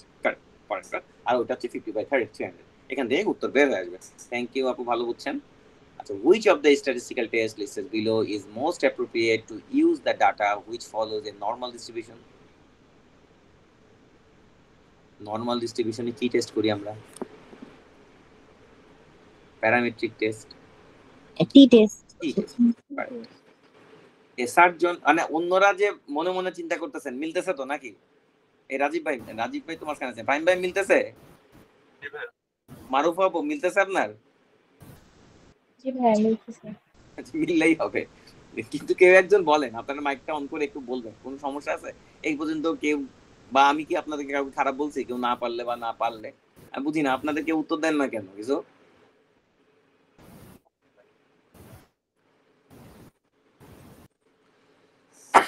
আচ্ছা, a surgeon has conducted a piece of research and is trying to make it non-parametric data appear interesting for publication. Publication interesting করতে যাচ্ছে। To do this, conducting multiple analysis of subgroup data analysis multiple tests. Which of the test listed below should be considered? বলেন। Interesting করতে চাচ্ছি, আমার পছন্দ হচ্ছে না আমার রেজাল্ট, ইন্টারেস্টিং করতে চাচ্ছি, কি করতে হবে এখানে? রেজাল্ট পছন্দ না হলে কি করতে হয়? Conferring correction, correct. Correct. A surgical team wished to conduct a meta-analysis of randomized control trials of the use of low molecular weight heparin in the prevention of post-operative deep vein thrombosis. How would this result be displayed graphically? এটা meta-analysis করলে graphically কিভাবে display করব? Forest plot. Correct. Correct. Very nice. A surgical department wishes to determine whether it is using types of prosthetic mesh material for incisional hernia surgery in the most effective manner. Recently, these have been cases of non-mesh usage and loss of materials as a result of implants being out of date. What is the most appropriate method of investigation? It is a type of audit. System-based audit. Correct. Correct. Which of the following most closely describe the risk of type 1 statistical error? P-value. P-value, correct. R type 2 হলে কি হবে? Power. আচ্ছা, একটা জিনিস মনে রাখবেন, এইটা হচ্ছে একটা রেয়ার কেসের কথা বলছে, ঠিক আছে? যে sudden infant death syndrome, it is a rare case. Rare কেসের জন্য কোন স্টাডি করতে হবে? Cross control যেটা case control study. Case control study, correct. Thanks a lot. আপনারা সবগুলো তো ঠিক দিয়েছেন। এখন বলেন, আপনাদের মানে স্ট্যাটিস্টিক্স তো একটু কঠিন ব্যাপার, কিন্তু আপনারা কতটুকু বুঝতে পারছেন? ফিডব্যাক দেন, আমরা একটু শুনি ভালো লাগছে কিনা, বা এখান থেকে দুটো প্রশ্ন পারবেন কিনা বলতে। ফাইন ভাই, আবার বন্ধ হয়ে গেল। এই শাহিনা আপু কি অবস্থা? ভালো লাগছে ভাইয়া। Thank you. মাইকেল ভাই? জি ভাইয়া, বুঝে গেছি। আপনি তো আপনি কি আগের বারের ক্লাসটাও করছিলেন নাকি এইবারই প্রথম করলেন? এটা এবারে কন্টিনিউ করতেছি ভাই। এইবারই করতেছেন না? আচ্ছা আচ্ছা, ঠিক আছে। যাক, মারুফ আপু বুঝতে পারছেন তো মোটামুটি না? এখন দুইটা প্রশ্ন আসলে পারবেন তো নাকি? আমরা তো চেক করে দিলাম যে পারা যাচ্ছে কিনা। এই প্রশ্ন এই ক্লাসের আগে হলে কি পারা যেত? ফাইন ভাই, আপনার মাইক্রোফোনে সমস্যা হলে আপনি লিখে দেন। আপনি খুব বলতে যাচ্ছেন মনে হয় কিছু, আমি তো, কিন্তু আপনার মাইক্রোফোনে না, আমি শুনতে পাচ্ছি না। আপনি কিছু একটা মেসেজ পাঠান আমাকে, দেখি। রাজীব ভাই বুঝতে পারছেন যতটুকু করছেন? পরে আসছে তো একটু। যাক ভাই, কোনো প্রবলেম। বৃষ্টি আপু বুঝতে পারছেন? জি ভাইয়া। থ্যাঙ্কস আ লট সবাইকে থাকার জন্য। তো আর একটা ক্লাস বাকি থাকলো। আসলে গতকালকে একেবারে গলা ভাঙা ছিল, বুঝছেন? আজকেও তো থ্যাংক ইউ ফাইন ভাই, আপনি বুঝতে পারছেন, থ্যাঙ্কস আ লট। তো আপনারা একটু বুঝতে পারলে আমার ভালো লাগলো আর কি, সব মিলায়। আর হচ্ছে আমার মনে হয় এইখান থেকে আপনারা মিনিমাম 2টা প্রশ্ন পাবেন 3টার মধ্যে। তো আপনাদের কোনো চিন্তা নাই, পরবর্তীতে একটু দেখে নেবেন, সাথে বইটা একটু করে নেবেন। আর আজকে আমি পরীক্ষাটা আপলোড করে দিব প্যাথোলজি। তো সবাই ভালো থাকবেন। আর একটা ক্লাস মানে আরো 2টা বেরিলার ক্লাস বাকি আছে, আর কিন্তু আসলে মানে লিটারালি সব অধিকাংশ ক্লাসই শেষ। আপনাদের সাথে আসলে ক্লাস শেষ হয়ে যাচ্ছে। পরীক্ষা যারা দিবেন তারা মানে রেজিস্ট্রেশন তো অনেকেই ডেটও তো শেষ, রেজিস্ট্রেশন তো করেই ফেলছেন সবাই আশা করতেছি। তো ভালো করে পড়ালেখা করবেন। এবার কিন্তু মানে পরীক্ষা মানে পাস করতে হবে ইনশাল্লাহ, এবং পাস করে যাবেন সবাই ইনশাল্লাহ। ওকে, থ্যাঙ্কস এ লট। তাহলে হচ্ছে আজকের মতো এখানে বিদায়। আমার রবিবারের লাস্ট ক্লাসটা আমি নিব। ওকে, ঠিক আছে।